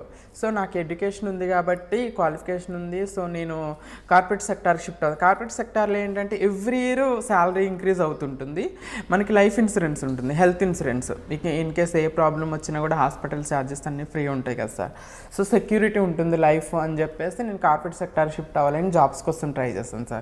అన్నీ పెట్టుకొని డాక్యుమెంట్స్ అన్ని ప్రిపేర్ చేసుకున్నాను. నేమ్ చేంజ్ సర్టిఫికేట్ పెట్టుకున్నాను. చిన్న డౌట్, నేమ్ చేంజ్ అంటున్నారు కదా, నేమ్ చేంజ్ రాజు నుంచి హర్షినిగా పేరు మారిన సంవత్సరం ఇప్పుడు? 2016 సార్. 2016లో పేరు పూర్తిగా మారింది. పేరు పెట్టింది ఎవరు? నేనే పెట్టుకున్నాను. మీరే పెట్టుకున్నారా? హర్షిని అని ఎందుకు పెట్టుకోవాలనుకున్నారు? కమ్యూనిటీ వాళ్ళు అక్కడ ముంబైలో చన్ని హాజీ ఎన్జిఓ వాళ్ళు అన్నారు, వాళ్ళు నాకు హసీనా అని పేరు పెట్టారు సార్. తను ముస్లిం అనమాట, ఆమె అక్కడ హెడ్. నాకు హసీనా అని పేరు పెట్టారు. అలాగే నాకు అమ్మ నాన్న ఈ పెట్టిన పేరు, నాకు నా పేరు పక్కన మా నాన్నగారి పేరు, ఎందుకంటే జన్మనిచ్చింది మా అమ్మ నాన్న కదా, వాళ్ళ పేరు రావాలి. హసీనా అని పేరు ఉంటే మా అమ్మ నాన్న పేరు పెట్టుకోలేను కదా, ముస్లిం పేరు కదా. సో దట్స్ ద రీజన్ నేను నా పేరు మార్చుకోవాలని నేను నిర్ణయించుకొని హర్షిని అంటే హ్యాపీనెస్ లైక్ అట్ మీనింగ్ వస్తుంది. సో అప్పుడు నా లైఫ్లో హ్యాపీనెస్ అనేది లేదు సార్. ఇప్పుడు ఓకే, హర్షినిలో అమ్మ నాన్నల పేర్లు ఎలా వస్తాయి? రాదు sir, back Harshini daughter of Tirupati అని వస్తుంది కదా, అట్లా. ఇప్పుడు హసీనా ఉండి డాటర్ ఆఫ్ తిరుపతి అని రాలేదు కదా, అట్లా. అందుకోసం నేను మార్చుకున్నాను సార్. హర్షిని అనే పెట్టుకోవాలనుకున్నారు. నామకరణం మీకు మీరే చేసుకున్నారు. ఏమైనా ఫంక్షన్ చేశారు ఆ రోజు? అదేం లేదు సార్. 2016 డేట్ ఏమైనా గుర్తుందా?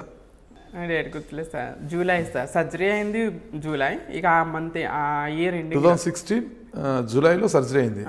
అంతైనా మీకు అంత ఒక 6 years అయింది అంతే? అంతే సార్. ఇంకా 6 years పూర్తవుతుంది జూలై వస్తే. అంతే. ఓకే. మరి అక్కడ ఎన్జిఓస్లో అంతా చేసి కార్పొరేట్ సెక్టార్స్కి వచ్చి మీరు ఉద్యోగ అన్వేషణలో ఎలాంటి ఇబ్బందులు ఎదుర్కొన్నారు? ఎదుర్కొన్నాను సార్. స్టార్టింగ్లో చాలామంది రిజెక్ట్ చేశారు, ట్రాన్స్జెండర్స్కి మేము జాబులు ఇవ్వట్లేదు అని చెప్పేసి స్టార్టింగ్లో ఎవరు ఇవ్వలేదు సార్, చాలా కంపెనీస్. బట్ నేను ఓటమిని అంగీకరించలేదు, ప్రయత్నిస్తున్నాను. I have faced one problem. అట్లాంటి టైంలో ఒక ప్రాబ్లం, ఒక కంపెనీకి ఇంటర్వ్యూకి వెళ్ళాను. సో ఓకే అన్నారు ఫస్ట్. అంటే వాళ్ళు గుర్తుపడి నేను కంప్లీట్ ఫీమేల్లా ఉంటానని చాలామంది కాంప్లిమెంట్ ఇస్తారు సార్. బట్ మీరు దీన్ని కూడా గులాబీ పూలు ఇచ్చారు ఎవరన్నా? ఆఫ్కోర్స్ సార్, కాంప్లిమెంట్స్ ఇచ్చేవాళ్ళు కంప్లీట్ ఫీమేల్లా ఉంటారని. బట్ వాళ్ళు కూడా నేను ట్రాన్స్ అని గుర్తుపట్టలేదేమో, ఫీమేల్ అనుకున్నారు. ఆ మబ్బులో ఎవరైనా ఆలోచన ఎవరైనా గులాబీ పూలు ఇచ్చారా? ఇవ్వలేదా? ప్రపోజల్స్ అయితే వచ్చినాయి సార్ ముంబైలో ఉన్నప్పుడు. మరి ఒప్పుకోలేదా మీరు? No sir. ఏమి లేదు సార్, ముందు అంటే లైఫ్ లో అంత ఫెయిర్ గా ఉన్న అబ్బాయి దొరకలేదేమో, కనిపించలేదేమో కదా, వాళ్ళంతా చామంచాయగా ఉండే వాళ్ళు వచ్చారేమో. అలా ఏం సార్ లేదు సార్, మోసపోయాను సార్ నేను కూడా. ఆ టైంలో అంటే సర్జరీ అయిపోయిన తర్వాత ఒక అబ్బాయి పరిచయం అయ్యాడు. సర్జరీ అయిపోయిన తర్వాతనే ఆంధ్రానే, తను ముంబై ఏం కాదులేండి సార్. సో నేనే ఇష్టం, నేనే ప్రపంచం, నేను లేకపోతే బ్రతకలేను అన్నాడు సార్. సో ఏదైనా చిన్న గొడవ ఫోన్ మాట్లాడుకుంటున్నా నన్ను వెతుక్కుంటూ ముంబై వచ్చేవాడు, అంత ఇష్టపడ్డాడు. ఎక్కడ, ఏ ఊరు అతను? సారీ సార్, పేరు ఇప్పుడు నా లైఫ్ లో లేడు సార్. నేను పేరు అడగను. ప్రకాశం డిస్ట్రిక్ట్ సార్. ప్రకాశం జిల్లా. ఏ ఊరు? ఊర్లో ఎంతో మంది ఉంటారు, ఊర్లో తాగుతారు కదా మీరు చెప్పినట్టు, ఊర్లో ఎంతో మంది ఉంటారు కదా. ఏ ఊరు? చీరాల. ఓకే, చీరాలకు చెందిన ఒక యువకుడు. ఎలా పరిచయం అయ్యాడు మీకు? Friend of friend sir.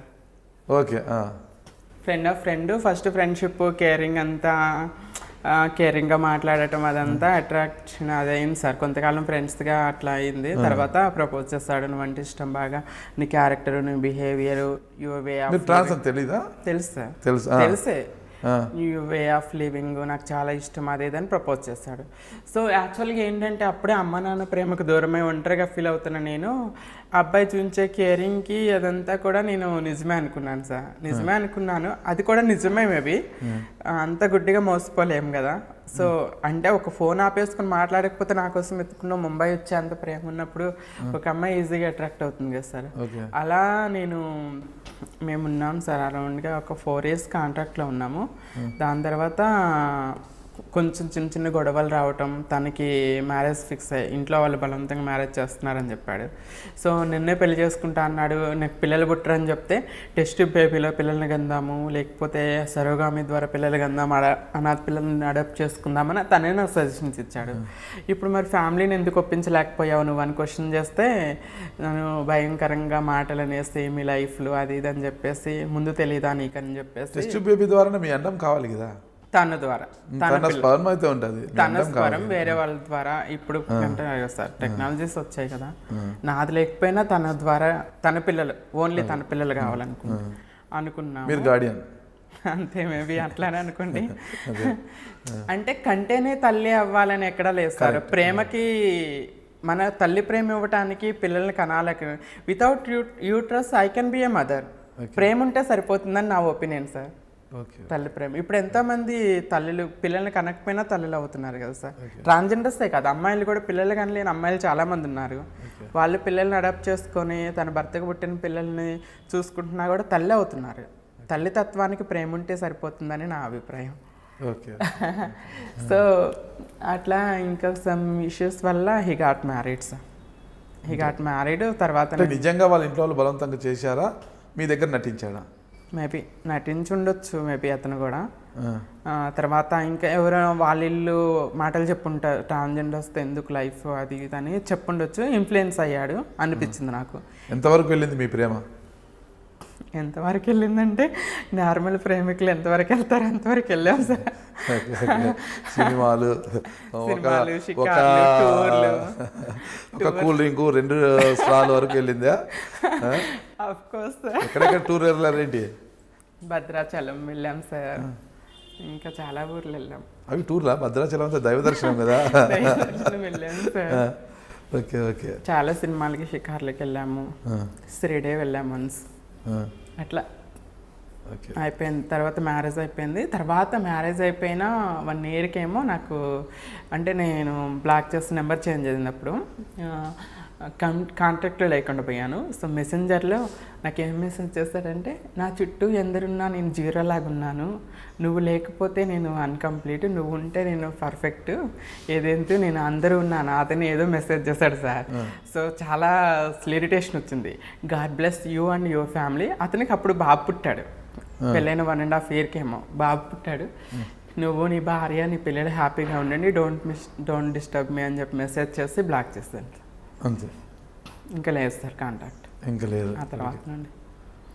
ఎందుకు పాపం వాళ్ళ ఇంట్లో వాళ్ళు బలవంతంగా చేసి ఉండొచ్చు, అర్థం చేసుకోవచ్చు. నిజంగా నన్ను ప్రేమించి నాకు లైఫ్ ఇవ్వాలి అనుకున్నప్పుడు ఇంట్లో వాళ్ళు బలవంతం చేసినా కూడా చేసుకోకూడదు.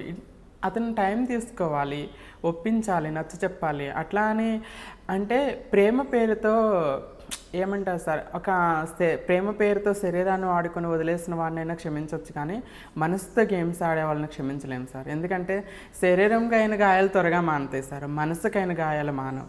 అప్పటికే నేను డిప్రెషన్లో ఉండి అప్పుడే బయటకు వచ్చి నా లైఫ్ ఏదో నేను మూవ్ అవుతుంటే, నేను రమ్మన్నా నా లైఫ్లోకి, నువ్వే నా లైఫ్లోకి వచ్చావు, నేనే నీ ప్రపంచం అని నువ్వే చెప్పావు, ఆశలు చూపించావు. యూనో సార్, ఒంటరిగా ప్రయాణం చేసుకుంటూ వెళ్ళటం కష్టమేం కాదు, మనిషి వెళ్తాడు.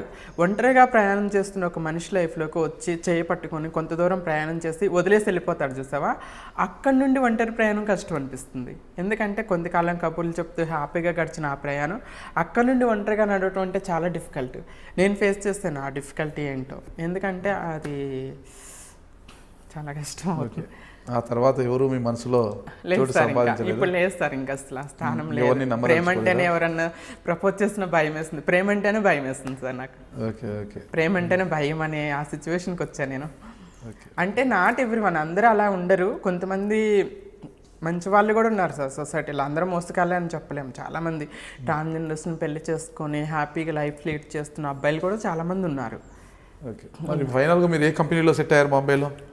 సో అలా జాబ్స్ ట్రై చేస్తున్న సిచ్యువేషన్లో నేను ఎక్కడ అంత భయంకరమైన ప్రాబ్లం ఫేస్ చేయలే, కానీ ఒక చోట మాత్రం ఫేస్ చేశాను సార్. నేను ట్రాన్స్ అని తెలియగానే ఏమన్నారంటే, మా కంపెనీలో జాబ్ లేదు కానమ్మా, నీ నెంబర్ ఇచ్చేళ్ళి నైట్కి వస్తా అన్నాడు. అసలు అక్కడ చెప్పు తీసుకుని కొట్టాలనిపించింది. ఎందుకు ఈ సొసైటీ ఎంత థింక్ చేస్తుంది, ట్రాన్స్జెండర్ అని తెలియగానే అదే అమ్మాయి, నేను అమ్మాయి అనుకున్నంతసేపు కాముగా ఉన్నాడు, డిగ్నిటీగా మాట్లాడాడు. నేను ట్రాన్స్జెండర్ అని తెలియగానే ఆ మాట అన్నాడు. ఎందుకు ఇట్లా థింక్ చేస్తున్నాడు ఇతను, చెప్పు తీసుకుని కొట్టాలనిపించింది. బట్ నాకు అంత ధైర్యం లేదు సార్, ఏడ్చుకుంటూ వెళ్ళిపోయాను. కానీ కొంతకాలం ఆ ఎన్జిఓలని కనిచేస్తాను భయం వేసి.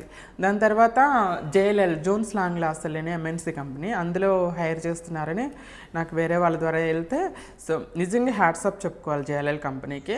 ఎటువంటి డిస్క్రిమినేషన్ లేకుండా నేను ఇంటర్వ్యూలో ముందే చెప్పేశాను, ఆమె ట్రాన్స్జెండర్ అండి, ఇట్లా నేను జాబ్ చేసుకోవాలనుకుంటున్నానని చెప్తే, we don't have any problem అమ్మా, మాకేం ప్రాబ్లం లేదు. ఇన్ కేస్ నీకు ప్రాబ్లం అవుతుంది, ఒకళ్ళ కంపెనీలో ఎంప్లాయీస్ ఎవరైనా నిన్ను ఎగతాళి చేస్తారు, నువ్వేమైనా ఫీల్ అవుతావు అని అనుకుంటే నువ్వు ఫీమేల్గా అయినా కంపెనీని రన్ అవ్వచ్చు అని చెప్పేసి మా కంపెనీ CEO రమేష్ నాయర్ గారు అండ్ మా సర్జరీ అయిపోయింది సార్, అప్పటికే అయిపోయింది. 2017 ఇది ఐ థింక్. సో చెప్పారు. అలా కొంతకాలం ఫీమేల్గానే జాబ్ చేస్తాను. వాళ్ళకి తెలుసు, నాకు ఇంటర్వ్యూ చేసిన వాళ్ళకి తెలుసు, మా మేనేజర్కి తెలుసు, మా సీఈఓకి తెలుసు నేను ట్రాన్స్ అని. సో నీకేమీ ఇబ్బంది లేకుండా ఉండాలంటే నువ్వు ఫీమేల్గా రన్ అవ్వమ్మా, దట్స్ అప్ టాన్ యూ, నీ ఇష్టం అది, నువ్వు ఎలా కావాలంటే అలా ఉండొచ్చు అని చెప్పారు వాళ్ళు. సో నేను అట్లా ఒక 6 months the supported me sir. ఎందుకంటే అప్పటి వరకు ఎన్జిఓస్లో జాబ్ చేశాను. నా స్టడీ మొత్తం Telugu medium, government school, government కాలేజెస్లో జరిగింది. నా ఇంగ్లీష్ అంత ఫ్లూయెంట్గా ఉండదు. బట్ కంప్యూటర్ నాలెడ్జ్ లేదు నాకు. కంప్యూటర్ కోర్స్ విడిగా నేర్చుకున్నా. సో మా మేనేజర్ కానీ ఆ సీఈఓలు కానీ వాళ్ళు నాకు ట్రైనింగ్ ఇచ్చి సో ఇట్లా ఎంకరేజ్ చేయటం, ఇక్కడ డౌట్స్ వచ్చినా ఏమొచ్చినా నాకు సపోర్ట్ చేస్తే బాగా ఎంకరేజ్ చేస్తారు సార్. ఒక 6 months తర్వాత అప్పుడు డైవర్సిటీ వీక్ అనేసి అప్పుడే వచ్చింది. డైవర్సిటీ అండ్ ఇన్క్లూజన్ అనేసి 377 యాక్ట్ వచ్చింది. ట్రాన్స్జెండర్స్కి కార్పొరేట్ సెక్టార్స్లో జాబ్స్ ఆపర్చునిటీస్ ఇవ్వాలి, సో అని కంపెనీస్ కూడా హైర్ చేసుకోవాలని చెప్పేసి ఒక యాక్ట్ వచ్చింది, 377 యాక్ట్ వచ్చింది. సో మా కంపెనీ వాళ్ళు, మా మేనేజర్ నా దగ్గరకు వచ్చి, హర్షిని సో మేము ఇట్లా డైవర్సిటీ యాక్ట్ వచ్చింది కదా, మేము ఆల్రెడీ హైర్ చేసుకున్నాంగా, నీకేం ప్రాబ్లం లేకపోతే మా ఎంప్లాయీస్కి అందరికీ మనం యువర్ ట్రాన్స్జెండర్ అని మేము ఇంట్రడ్యూస్ చేస్తాము, మేము పోస్ట్ కూడా పెట్టుకుంటాం మా కంపెనీలో అని చెప్పి అన్నారు. So what ever I love my self ma'am, మీరు చెప్పండి నాకేం ప్రాబ్లం లేదన్న. సో మా మేడంకి నేను థ్యాంక్స్ చెప్పుకోవాలి, రంజు మేడం ఆమె. సో ఆమె నన్ను హక్ చేసి we're proud of you Harshini అని she supported me lot so అని ట్రై చేస్తుంది. ఆ డైవర్సిటీ వీక్ పెట్టినప్పుడు నాకు నా ఇంట్రడక్షన్ ఇచ్చారు, నన్ను చెప్పారు. సో హిందీలోనే మాట్లాడమన్నారు, ఇంగ్లీష్ హిందీ కలిపి మాట్లాడాను నేను, నా లైఫ్ జర్నీ ఇదంతా చెప్తే అందరు చాలా అప్రిషియేట్ చేశారు. నెక్స్ట్ డే నుండి కొంచెం భయం ఉండే, నేను ట్రాన్స్ అని తెలిసింది ఎంప్లాయీస్ నుండి, ఎక్కడ నాట్ ఎవ్రీవన్, ఎవరో ఒకళ్ళు ఏమో నెగతాలు చేస్తారేమో, కొంచెం నన్ను దూరం పెడతారేమో అని కొంచెం భయం ఉండే. బట్ అలా ఏమీ ఫేస్ చేయలేదు సార్, అందరూ నాకు బాగా సపోర్ట్ చేశారు.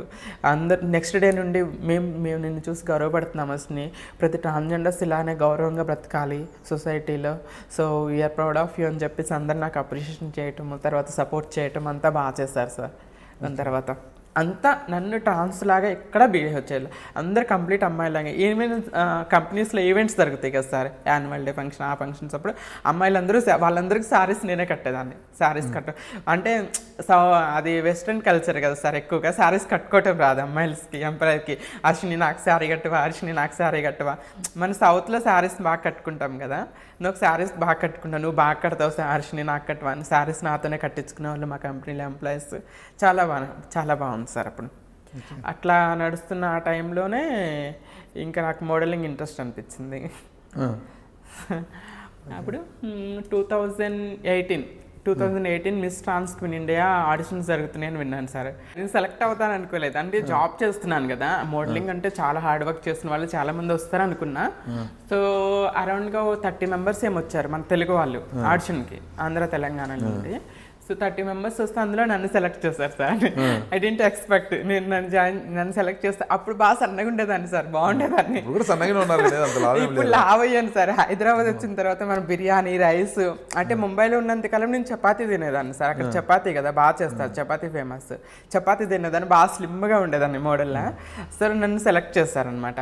సో జాబ్ చేస్తున్నాను కదా, మోడలింగ్ అంటే దానికి కోచింగ్ తీసుకోవాలి, ర్యాంప్ వాక్స్ చేయాలి, సో ఫిగర్ మెయింటైన్ చేయడానికి స్కిన్ కేర్, హెయిర్ కేర్ అన్నీ తీసుకోవాలి.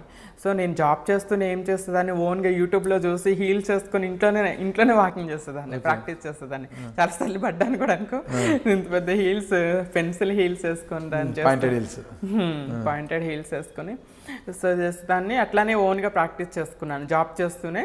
ఫైనల్లీ నేను వెళ్ళాను సార్. ఐ డెంట్ ఎక్స్పెక్ట్ నేను ఫైనల్ రౌండ్కి వస్తానని లేదు, అంటే దేర్ ఆర్ 3 rounds ఉంటాయి సార్. ఫస్ట్ రౌండ్లో కొంతమంది ఎలిమినేట్ చేస్తారు, సెకండ్ రౌండ్లో కొంతమంది చేస్తారు, థర్డ్ రౌండ్లో కొంతమంది, ఫైనల్లీ టాప్ 10 లిస్ట్ ఉంటుంది. టాప్ 10లో ఉన్న వాళ్ళందరూ ఏదో ఇంకా వాళ్ళకి ఆపర్చునిటీస్ బాగా వస్తాయి, టాప్ 10లో ఉన్న వాళ్ళందరికీ మ్యాక్సిమం. సో ఫస్ట్ లిస్ట్లోని సెలెక్ట్ అయ్యాను. మామూలు జనరల్ నేషనల్ కాస్ట్యూమ్ ఉంటుంది, మన సౌత్ కాస్ట్యూమ్, అందులో వచ్చేసాను బయటికి. దాని తర్వాత వేరే కాస్ట్యూమ్స్లో వచ్చేసాను బయటికి. ఫైనల్ రౌండ్కి వచ్చాను, టాప్ 6లో నిలిచాను సార్. ప్లస్ జ్యూరీ అవార్డు కూడా వచ్చింది, మిస్ బ్యూటిఫుల్ స్మైల్ 2018 అవార్డు ఇచ్చారు. నాకు అప్పటి వరకు తెలియదు నా స్మైల్ అంత బ్యూటిఫుల్గా ఉంటుంది. సో ఆవిడ తర్వాత ఇంకా మోడలింగ్ కొంత కంటిన్యూ చేస్తాను.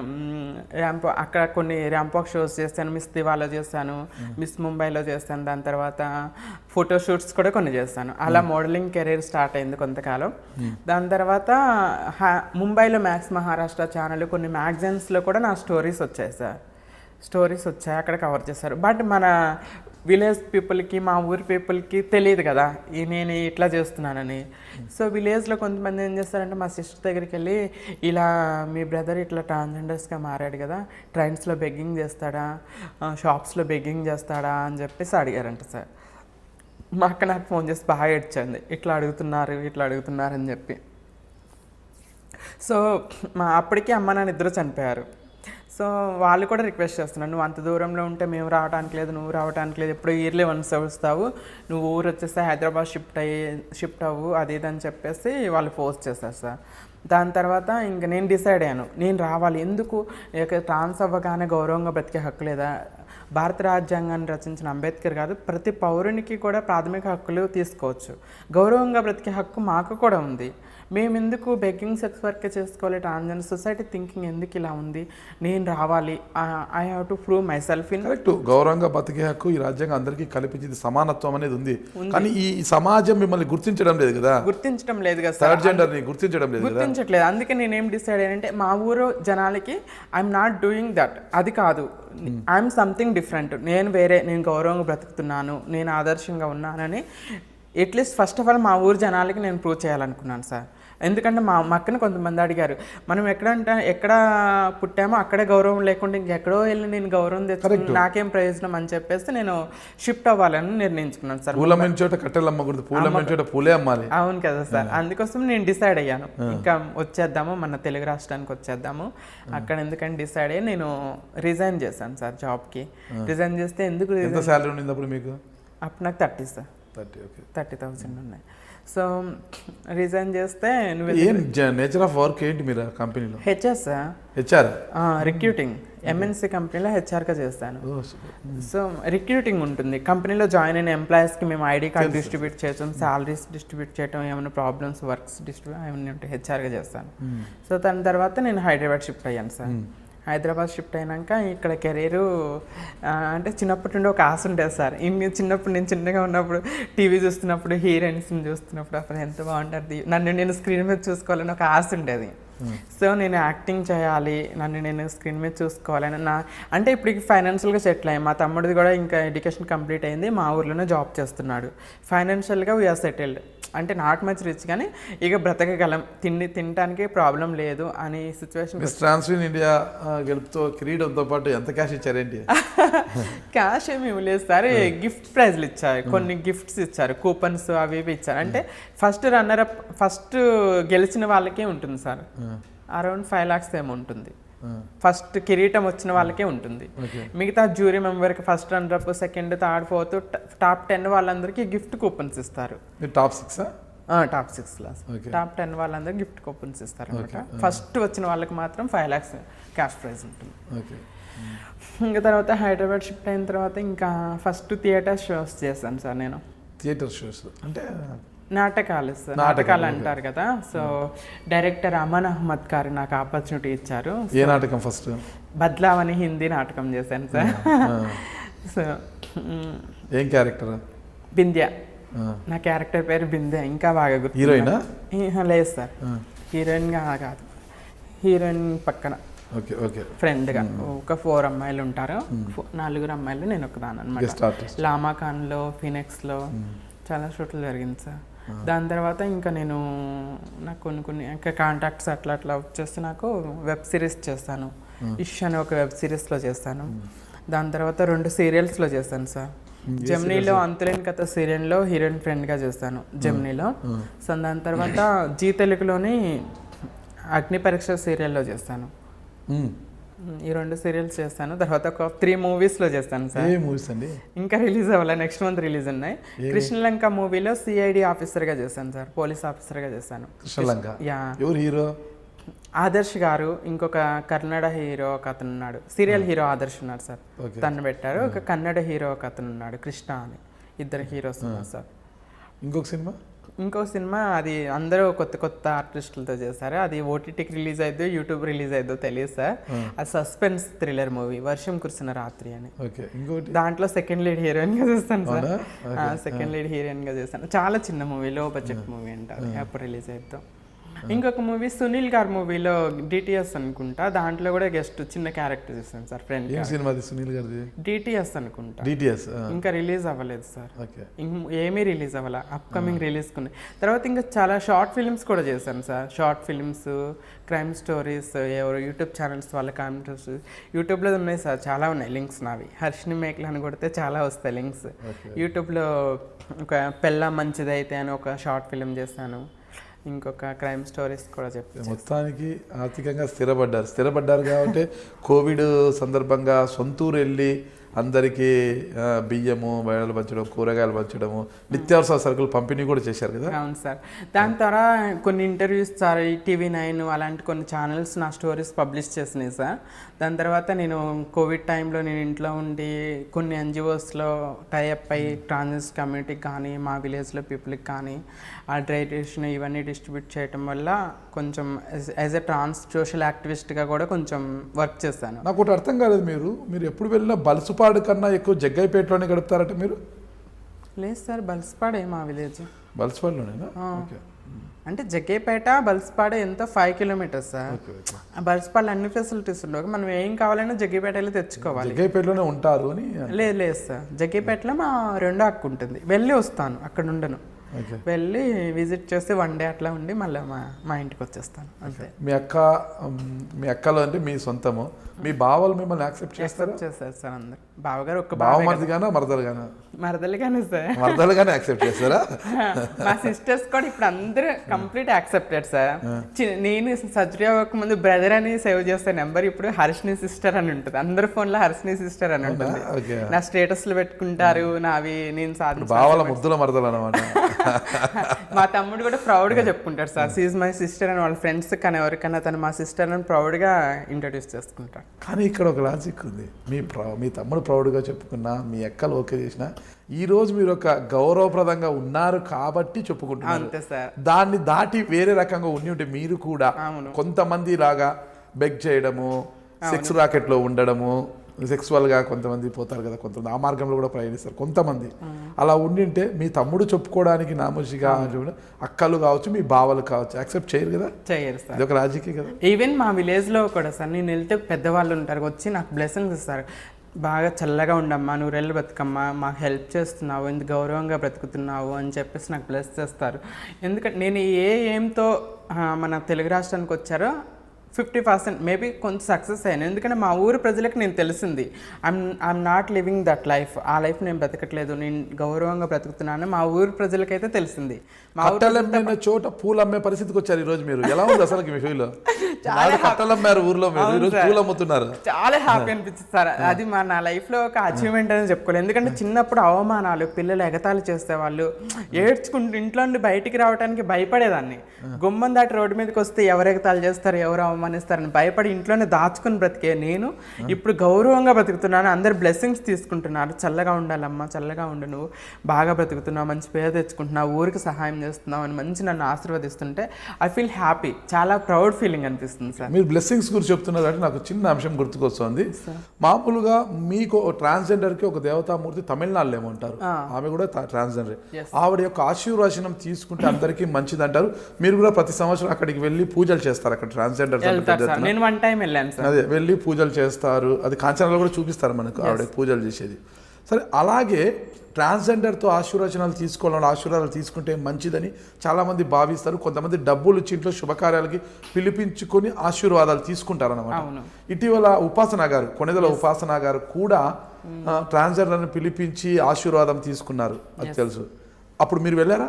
నేను వెళ్ళలేదు సార్. ఎవరు వెళ్ళారు ఇప్పుడు మళ్ళీ ట్రాన్స్జెండర్? లక్ష్మీనారాయణ త్రిపాఠి గారు ఢిల్లీలో ఉంటారు సార్. తను సోషల్ యాక్టివిస్ట్, తను పూజలు అవి బాగా చేస్తారనమాట. ఓకే, తను వెళ్ళారు, తనతో పాటు కొంతమంది వాళ్ళు వెళ్ళి చేసుకున్నారు. కానీ ఇది మంచిదే, ఇది మీరు ఆశీర్వదిస్తే మంచి జరుగుతుంది, మీరు శపిస్తే చెడు జరుగుతుంది అనేది కూడా చాలా మంది భయపడతారు. ఈ రోజు ట్రాన్స్జెండర్ కొంతమంది రోడ్ల పైన ఇలా క్లాప్స్ కొడుతూ డబ్బులు అడిగితే కొంతమంది భయపడిచ్చే వాళ్ళు ఉంటారు. అరే వారికి ఎందుకు రా బాబు, 10 రూపాయలు ఇస్తే పోతారు వాళ్ళు ఏమన్నా అంటే మళ్ళీ మనకి ఎందుకు అనే ఒక భయపడి చేస్తారంట.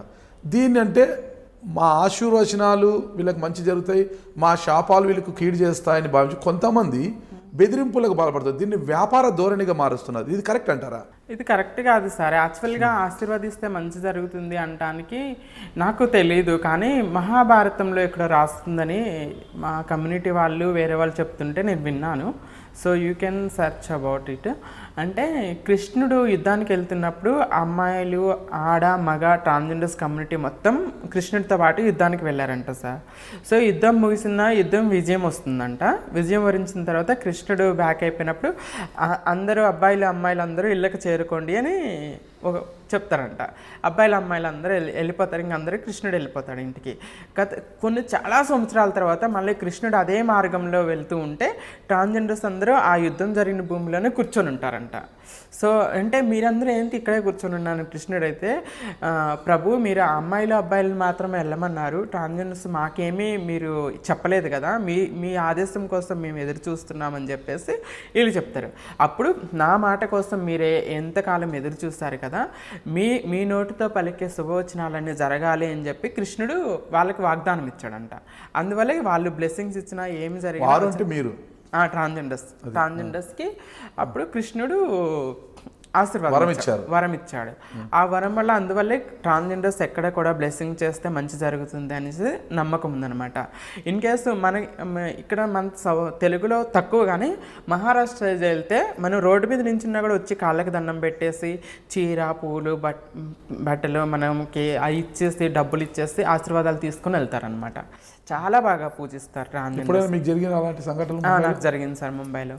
నేను జాబ్ నుండి వస్తున్నాను, నేను ట్రాన్స్జెండర్ అని కమ్యూనిటీతో ఎప్పుడైనా ఉంటాం కదా సార్, ఉన్నప్పుడు కొంతమంది వచ్చేసి అందరికీ వరుసగా శారీస్ పెట్టేసి, బొట్లు పెట్టేసి, పూలు అవన్నీ పెట్టేసి, కాళ్ళకి దండం పెట్టేసి ఆశీర్వదించండి, వాళ్ళు తీసుకున్న మా అబ్బాయిని ఆశీర్వదించండి, మా అమ్మాయిని ఆశీర్వదించండి అని తీసుకుంటారు. చాలాసార్లు జరిగింది సార్. నేను జాబ్ చేస్తున్న ఎన్జిఓకి కూడా వచ్చేవాళ్ళు, ఇట్లా ట్రాన్స్జెండర్స్ మా ఇంటికి రావాలండి, మా ఇంట్లో ఫంక్షన్ ఉంది, ఇట్లా మీ ఆశీర్వాదాలు కావాలని వచ్చేవాళ్ళు. చాలా జరిగాయి. అది మంచిది. ఇటీవల కాలంలో అది వ్యాపారమయంగా మార్చారు కొంతమంది ట్రాన్స్జెండర్స్. ఆశీర్వచనాల పేరుతో, శాపనార్థాల పేరుతో ఇది మంచిది కాదు. అది తప్పే సార్, అట్లా చేయడం కరెక్ట్ కాదు. ఇలాంటి వారు మంచి అవేర్నెస్ ఉంది మీకు వ్యవస్థ మీద, చదువుకున్నవారు మీరు. మీ ట్రాన్స్జెండర్స్ కొంతమంది దారవంతుడు, కొంతమందిని దారిలో పెట్టే ప్రయత్నం ఎందుకు చేయలేదు? అసలు ఈరోజు తీసుకుంటే మన జనాభా లెక్కల్లో కూడా మీరు ఎంతమంది ఉన్నారో ఎవరికి తెలియదు. జనాభా లెక్కలు కూడా సరలేవు మీ గురించి అసలుకి. ఆ జనాభా లెక్కల్లో మేము ఇంతమంది ఉన్నాను ఒక ఉద్యమం లాగా ఒకటి చేసి ఇంతమంది ఉన్నాము, ప్రపంచవ్యాప్తంగా జనాభాలో మేము ఇంతమంది ఉన్నారు, మా జనాభా లెక్కల్లో చేర్చండి అనేది కానీ, మా హక్కులు మాకు కల్పించండి అని కానీ మీలాంటి వారు కోరవచ్చును కదా అసలుకి. ఇప్పుడు ఫైట్ చేస్తున్నారు సార్, నేషనల్ లెవెల్లో ట్రాన్స్జెండర్స్ అందరూ ఫైట్ చేస్తున్నారు. ఈ ప్రాంతంలో మీరు ముందుకు రావచ్చు సార్, ఎందుకంటే ఎవరి లైఫ్లో వాళ్ళు బిజీగా ఉంటున్నారు సార్. ఇప్పుడు నేనున్నాను ఇండివిజువల్గా, కమ్యూనిటీ వాళ్ళ దగ్గరికి వెళ్ళి మీరు ఇట్లా చేయొద్దు, ఇట్లా రండి అంటే వాళ్ళు నా మాట వినరు కదా సార్.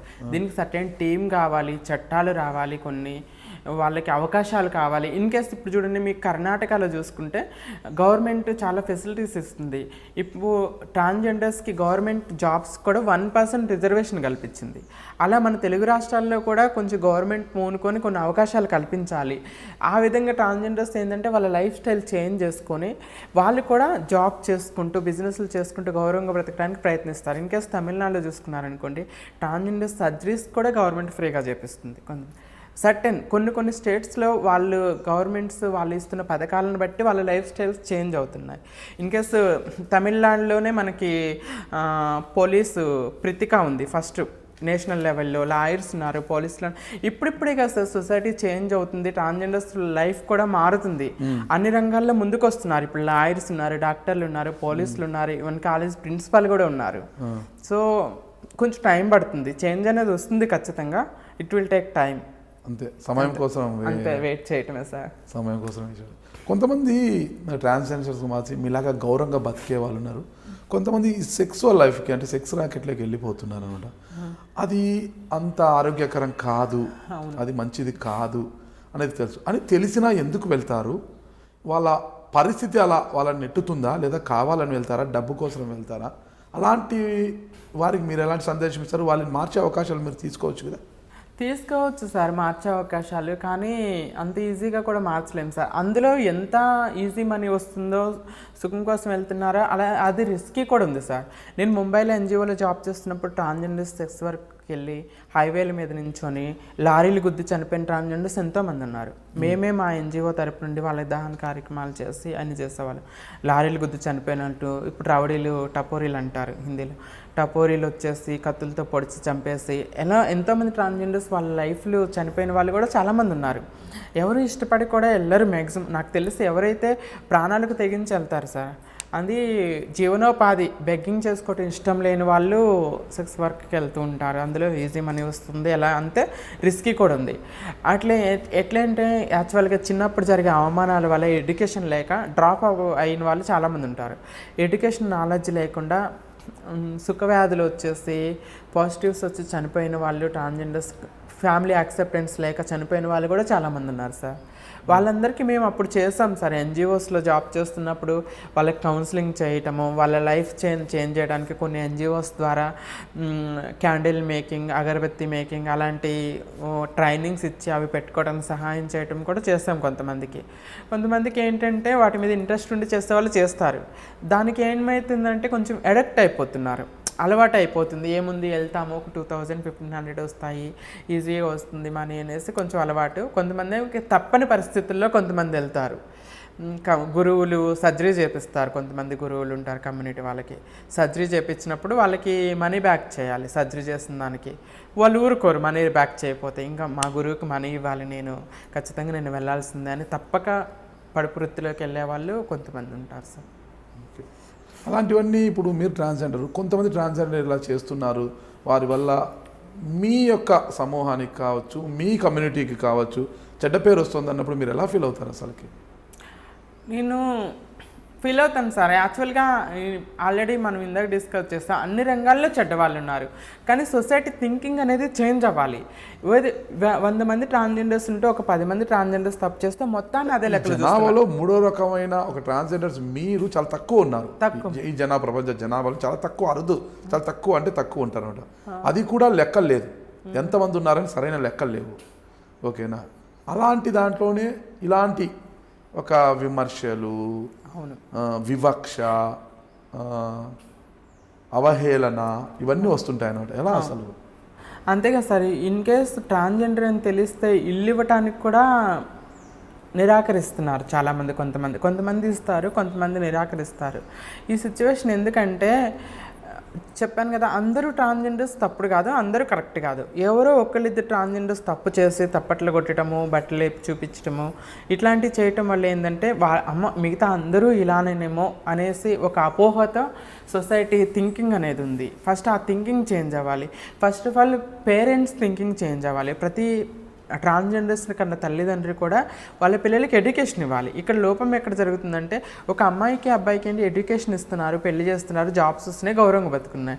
ట్రాన్స్జెండర్ అని తెలియగానే ఏం చేస్తున్నారంటే పేరెంట్స్ వాళ్ళ పరువు పోతుందని చెప్పేసి ఇంట్లోండి గెంటేస్తున్నారు, లేకపోతే కొడుతున్నారు, అబ్బాయిలాగా ఉండని హింసిస్తున్నారు. మా దగ్గరకు వచ్చిన ట్రాన్స్జెండర్స్ ముంబై కమ్యూనిటీలోకి వచ్చిన వాళ్ళు చాలామంది ఒక్కొక్కళ్ళ జీవితాలు ఒక్కొక్క భయంకరంగా ఉంటాయి. తండ్రి కొట్టేసి వాతలు పెట్టేసి భయంకరమైన హింసించడం, మెడబట్టుకొని ఇంట్లో ఉండి నువ్వు మా పరువు పోతుందని ఇంట్లో ఉండి గెంటేయడం, అలాంటివి చేయటం వల్ల ఏమవుతుంది, మీరు కన్నా బిడ్డ ఒక సెక్స్ వర్కర్ గానో బెగ్గరగానో మారుతున్నారు. అదే తల్లిదండ్రి ఎడ్యుకేషన్ ఇచ్చేసి మంచి జాబ్ చేసుకుని గౌరవంగా బతుకుతారు కదా బిడ్డ. సో సొసైటీలో కూడా చేంజ్ రావాలి, ట్రాన్స్జెండర్స్లో కూడా చేంజ్ రావాలి. సొసైటీలో చేంజ్ వస్తే ఆటోమేటిక్గా ట్రాన్స్జెండర్స్ లైఫ్ కూడా మారుతుంది. ఒక ట్రాన్స్జెండర్స్ని కన్నా తల్లిదండ్రి ఏం చేయాలి, ఎడ్యుకేషన్ ఇస్తే జాబ్ వస్తుంది, గౌరవంగా బతకగలరు. అప్పుడు బెగ్గింగ్ సెక్స్ వర్క్ చేసుకోవాల్సిన అవసరం ఉండదు ఆ ట్రాన్స్జెండర్స్ కమ్యూనిటీకి. ఆ థింకింగ్, సొసైటీలోని థింకింగ్ మారాలి. ఎందుకంటే అందరూ అలా కాదు, అందరినీ అలా చూడకూడదు. అంటే ఇంకోటి ఏంటంటే వాళ్ళ తల్లిదండ్రుల ప్రేమకి కానీ ఎటువంటి ప్రేమకి లేకుండా అవమానాల అవహేళనలకి భరిస్తూ కూడా ఒక డిప్రెషన్కి లోనై కూడా ఎవరైనా గొడవకు వచ్చినప్పుడు అలా బిహేవ్ చేయటం కూడా జరుగుతుంది. సో వాళ్ళ మనం కౌన్సిలింగ్లు కొన్ని ఇచ్చేసి ట్రాన్స్జెండర్స్ లైఫ్ని మార్చాలి, కొన్ని పాలసీస్ చట్టాలు తీసుకొచ్చేసి వాళ్ళకి కూడా గౌరవంగా బ్రతికే అవకాశాలు కల్పించాలి. ఇప్పుడు లైక్ జాబ్ ఆపర్చునిటీస్ ఇవ్వటం కానీ, కొంచెం చదువుకున్న వాళ్ళకి, చదువు లేని వాళ్ళకి ట్రైనింగ్స్ ఇచ్చేసి స్వయంగా ఉపాధి పెట్టుకోవడానికి, కుటీర పరిశ్రమలు పెట్టుకోవడానికి కొన్ని అవకాశాలు కల్పించి ఆటోమేటిక్గా వాళ్ళ లైఫ్ స్టైల్ చేంజ్ అవుతుంది, వాళ్ళు గౌరవంగా బ్రతుకుతారు, సొసైటీలో ఉన్న ఈ డిస్క్రిమినేషన్ కూడా పోతుందని నా అభిప్రాయం. ఓకే, టోటల్గా మీ లక్ష్యం ఏంటి అసలుకి? నా లక్ష్యం ఏంటి ఏం లేదు సార్, నేను నన్ను ఇన్స్పిరేషన్గా తీసుకోవాలి. As a transgenders can do anything. As a transgender లెక్చరర్గా జాబ్ చేస్తాను, మోడల్గా చేస్తాను, ఎంఎన్సీలో హెచ్ఆర్గా చేస్తాను, ఆర్టిస్ట్గా కూడా నేను ముందుకెళ్తున్నాను.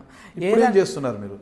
నేను ఆర్టిస్ట్గా చేస్తున్నాను సార్, మూవీస్లో సీరియల్స్లో చేస్తున్నాను. సరిపోతుందా వచ్చే ఆదాయము? సరిపోతుంది, మీ మేకప్లకి, సరిపోతుంది జీవనానికి, నా జీవనానికి సరిపోతుంది సార్. ఉంటుందా అంత? ఫ్యూచర్లో కొంచెం ఆదర్శంగా ఉండాలి. నన్ను చూసి కొంతమంది ట్రాన్స్జెండర్స్ వాళ్ళ లైఫ్ స్టైల్ చేంజ్ చేసుకున్నా కూడా దానికి మించిన హ్యాపీనెస్ ఏముంటుంది సార్. కొంతమందికి ఆదర్శంగా నేను ఉండాలి. నేను ఏ రంగంలో ఉన్నా ఆ రంగంలో నాకు సక్సెస్ రావాలని కోరుకుంటున్నాను. మంచి ఆర్టిస్ట్గా మంచి కెరీర్ రావాలని కోరుకుంటున్నాను సార్. అంజలి అమీర్ అనేసి ట్రాన్స్జెండర్ సార్, తను కేరళలో మమ్ముట్టి గారితో హీరోయిన్గా మూవీ చేశారు సార్. మమ్ముట్టి గారు అంటే మనకి ఇక్కడ చిరంజీవి గారు ఎలాగా అక్కడ కేరళలో అట్లా ఆయన మమ్ముట్టి గారితో చేశారు. అట్లా నాకు మంచి హీరోస్తో అవకాశాలు రావాలి, మంచి మూవీస్లో యాక్ట్ చేసి పేరు తెచ్చుకోవాలని కోరుకుంటున్నాను సార్. Okay okay. ఇప్పుడు మీ ఊర్లో మిమ్మల్ని చాలామంది హేళన చేశారు. ఇప్పుడు చూసి అందరూ కూడా హర్షిని మా అమ్మాయి, నాటి రాజు నేటి హర్షిని మా అమ్మాయి అని గొప్పగా పొగిడే పరిస్థితి తీసుకొచ్చారు. ఇప్పుడు ఆ ఊరి కోసం మీరు ఏమైనా చేయాలనుకుంటున్నారా? డెఫినెట్గా సార్, శ్రీమంతుడిలాగా. డెఫినెట్గా సార్, ఫస్ట్ ఆఫ్ ఆల్ నేను సక్సెస్ అవ్వాలి. సక్సెస్ అయినాక ఒక మా ఊరి కోసమనే కదా సార్, మా ఊరు లాంటి పల్లెటూర్లు చాలా ఉన్నాయి కదా, అన్ని పల్లెటూర్లే పచ్చని పల్లెటూర్లు అన్నిటికీ. సో అనాథలు, ముసలి వాళ్ళు అయిపోయినాక అనాథలు చాలామంది ఉన్నారు సార్. It's my dream. అంటే దానికి ఫైనాన్షియల్గా నేను సెటిల్ అవ్వాలి, దాని తర్వాత ఒక అనాథాశ్రమం లాంటిది స్టార్ట్ చేయాలని నా డ్రీమ్ సార్, నా కోరిక. సో నెరవేరుతుందో లేదో చూడాలి. ఖచ్చితంగా నేను సక్సెస్ అయినాక ఖచ్చితంగా చేస్తాను సార్. ఎందుకంటే present I'm fighting for my self. నా కోసం నేనే కష్టపడుతున్నాను, నేను స్ట్రగుల్ అవుతున్నాను. ఇంకా సక్సెస్ అవ్వాలి, సాధించాల్సినవి కొన్ని ఉన్నాయి. నేను సాధించి నేను సక్సెస్ అయినాక కొంచెం ఖచ్చితంగా నేను చేస్తాను సార్ మా ఊరికి. జీవితంలో మిమ్మల్ని అత్యంత బాధించిన అంశం ఏంటి? ఈరోజు మిమ్మల్ని సంతోషించబెట్టినంత అంశం ఏంటి అసలు? నా జీవితంలో నన్ను అత్యంత బాధించిన విషయం అంటే మా అమ్మ చనిపోవటమే సార్. దానికి మించిన బాధ ఇంకా నా లైఫ్లో నేను చూడలేను. ఎందుకంటే I can't explain that pain. ఆ పెయిన్ ఎంత భయంకరంగా అది. ఇప్పుడు నేను ఎక్కడైతే అవమానాలు పొందానో అక్కడే నన్ను ఇప్పుడు గౌరవించటం, నాకు సపోర్ట్ చేయటము. సో ఇప్పుడు ఒకరోజు ఎక్కడికో ఏదో షూట్కి వెళ్ళాను సార్, మీ ఇంటర్వ్యూస్ అన్నీ చూశాను మేడం యూట్యూబ్లో, నాకు ఒక సెల్ఫీ కావాలి మేడం అని అడిగారు. I feel happy, proud. ఒక అవమానాలు అవహేళనలతో బ్రతకాల్సిన నా జీవితం ఒకళ్ళని సెల్ఫీ అడిగి చాలామందికి ఆదర్శంగా ఉన్నారు, we are proud of you ma'am, you are doing great అనేసి ఒక అప్రిషియేషన్స్ వస్తున్నాయి చూస్తాం. అది చాలా ఆనందకరమైనది. ఎన్ని కోట్లు ఇచ్చినా కూడా ఆనందాన్ని కొనలేం సార్. ఎక్కడో చీ ఈ కొంచెం ట్రాన్స్జెండర్ అని చెదిరించుకునే సొసైటీలో మేము ప్రౌడ్ ఆఫ్ యూ, నాకు సెల్ఫీ కావాలని నన్ను హక్ చేసుకొని గౌరవంగా మాట్లాడటం, ఇప్పుడు వస్తున్న గౌరవం దీనికి మించిన ఆనందం లేదు సార్. ఇంకా మీ కమ్యూనిటీకి చెందిన తమన్నా సింహాద్రి పరిచయమే సార్. ఫ్రెండే సార్. మరి Tamannaah Simhadri I think Bigg Boss 3 అనుకుంటా. Yes sir. తను వెళ్ళారు అక్కడ. మరి బిగ్ బాస్ 5 కూడా ప్రియాంక సింగ్ వెళ్ళారు సార్. ప్రియాంక సింగ్ కదా ఆ అమ్మాయి. అదే ఆ ఎపిసోడ్ లేదో అఫైర్ కూడా ఒకటి కనిపిస్తుంది. ప్రియాంక సింగ్ మానస్ వెనకాల ట్రాన్స్జెండర్. మరి మీకు అవకాశం రాలేదా? అవకాశం హోప్ సార్ వస్తుందని. వస్తే ఖచ్చితంగా వెళ్తాను సార్. ఖచ్చితంగా వెళ్తారా? వెళ్తాను సార్. కప్ కొట్టాలని ఆశ ఉందా? దొరికింది. అమ్మాయిలు ప్లాట్ఫామ్ కదా సార్ మన. ఇప్పుడు తెలుగు 2 రాష్ట్రాల్లో, తెలుగు అసలు నేషనల్ లెవెల్ అన్ని లాంగ్వేజెస్లో వస్తుంది అనుకోండి. మన ఛానల్స్లో వస్తున్న ప్రోగ్రామ్స్లో ఇట్స్ టాప్ రేటింగ్లో ఉంది. దాని నుండి ఒక మెసేజ్ ఇచ్చిన, నేను ఒక ట్రాన్స్ అయినా కూడా ఇంత అచీవ్ చేస్తాను, ఇంత గౌరవంగా బ్రతుకుతున్నానని నేను బిగ్ బాస్లోకి వెళ్ళి సొసైటీకి ఒక మెసేజ్ ఇవ్వచ్చు. నేను కూడా ఏదో దాని ద్వారా నాకు కూడా స్వార్థం అనేది ఖచ్చితంగా ఉంటుంది సార్. దాని తర్వాత అవకాశాలు అనేవి ఖచ్చితంగా వస్తాయి. అవకాశాలు బిగ్ బాస్ లోకి వెళ్తే ఫేమస్ అవుతాము, కాంటాక్ట్స్ పెరుగుతాయి, జనాలు ఐడెంటిఫై చేస్తారు. నాకు అవకాశాలు వస్తే అట్ ఏ టైం నేను కూడా సొసైటీకి ఒక మెసేజ్ ఇవ్వగలను కదా. సో వాళ్ళు పిలిస్తే మాత్రం ఖచ్చితంగా వెళ్తాను సార్. నెక్స్ట్ రాజకీయ అవకాశాల కోసం ఏమైనా చూస్తున్నారా? No sir. 2018 ఎన్నికల కూడా తమన్నా ఎమ్మెల్యేగా పోటీ చేశారు. అది నేను మీకు అలాంటి ఆలోచనలు ఇంట్రెస్ట్ లేదు సార్. నాకు అలాంటి రాజకీయాలు లేదు సార్, అస్సలు నాట్ ఎట్ ఆల్. ఓకే, ఖచ్చితంగా మీరు ఏం చెప్పదలుచుకున్నారు ఈ సొసైటీకి? సొసైటీకి అదే సార్, మమ్మల్నిగా గుర్తించండి, బ్రతకనివ్వండి. ఇన్ కేస్ మీరు సపోర్ట్ చేయకపోయినా పర్లేదు, కానీ చేయకపోయినా కూడా మేమేదో సాధించాలి, ఏదో గౌరవంగా బ్రతకాలని ప్రయత్నిస్తున్నప్పుడు ఆ ప్రయత్నానికి సపోర్ట్ చేయకపోయినా పర్లేదు, కానీ కిందకైతే లాగదు. ఎందుకంటే ఐ హ్యావ్ ఫేస్డ్ ప్రాబ్లమ్స్. నన్ను తల్లిదండ్రులు కూడా మీ ట్రాన్స్జెండర్స్ బిడ్డని లైక్ మా మదర్, మా అమ్మ ఎలాగో ఆదరించి నాకు ఎడ్యుకేషన్ ఇచ్చి మంచి లైఫ్ ఇచ్చిందో మీ బిడ్డలకి మంచి లైఫ్ ఇవ్వండి. మీ ట్రాన్స్జెండర్స్ కన్నా తల్లిదండ్రులకి కూడా మీ బిడ్డలకి మంచి లైఫ్ ఇవ్వండి.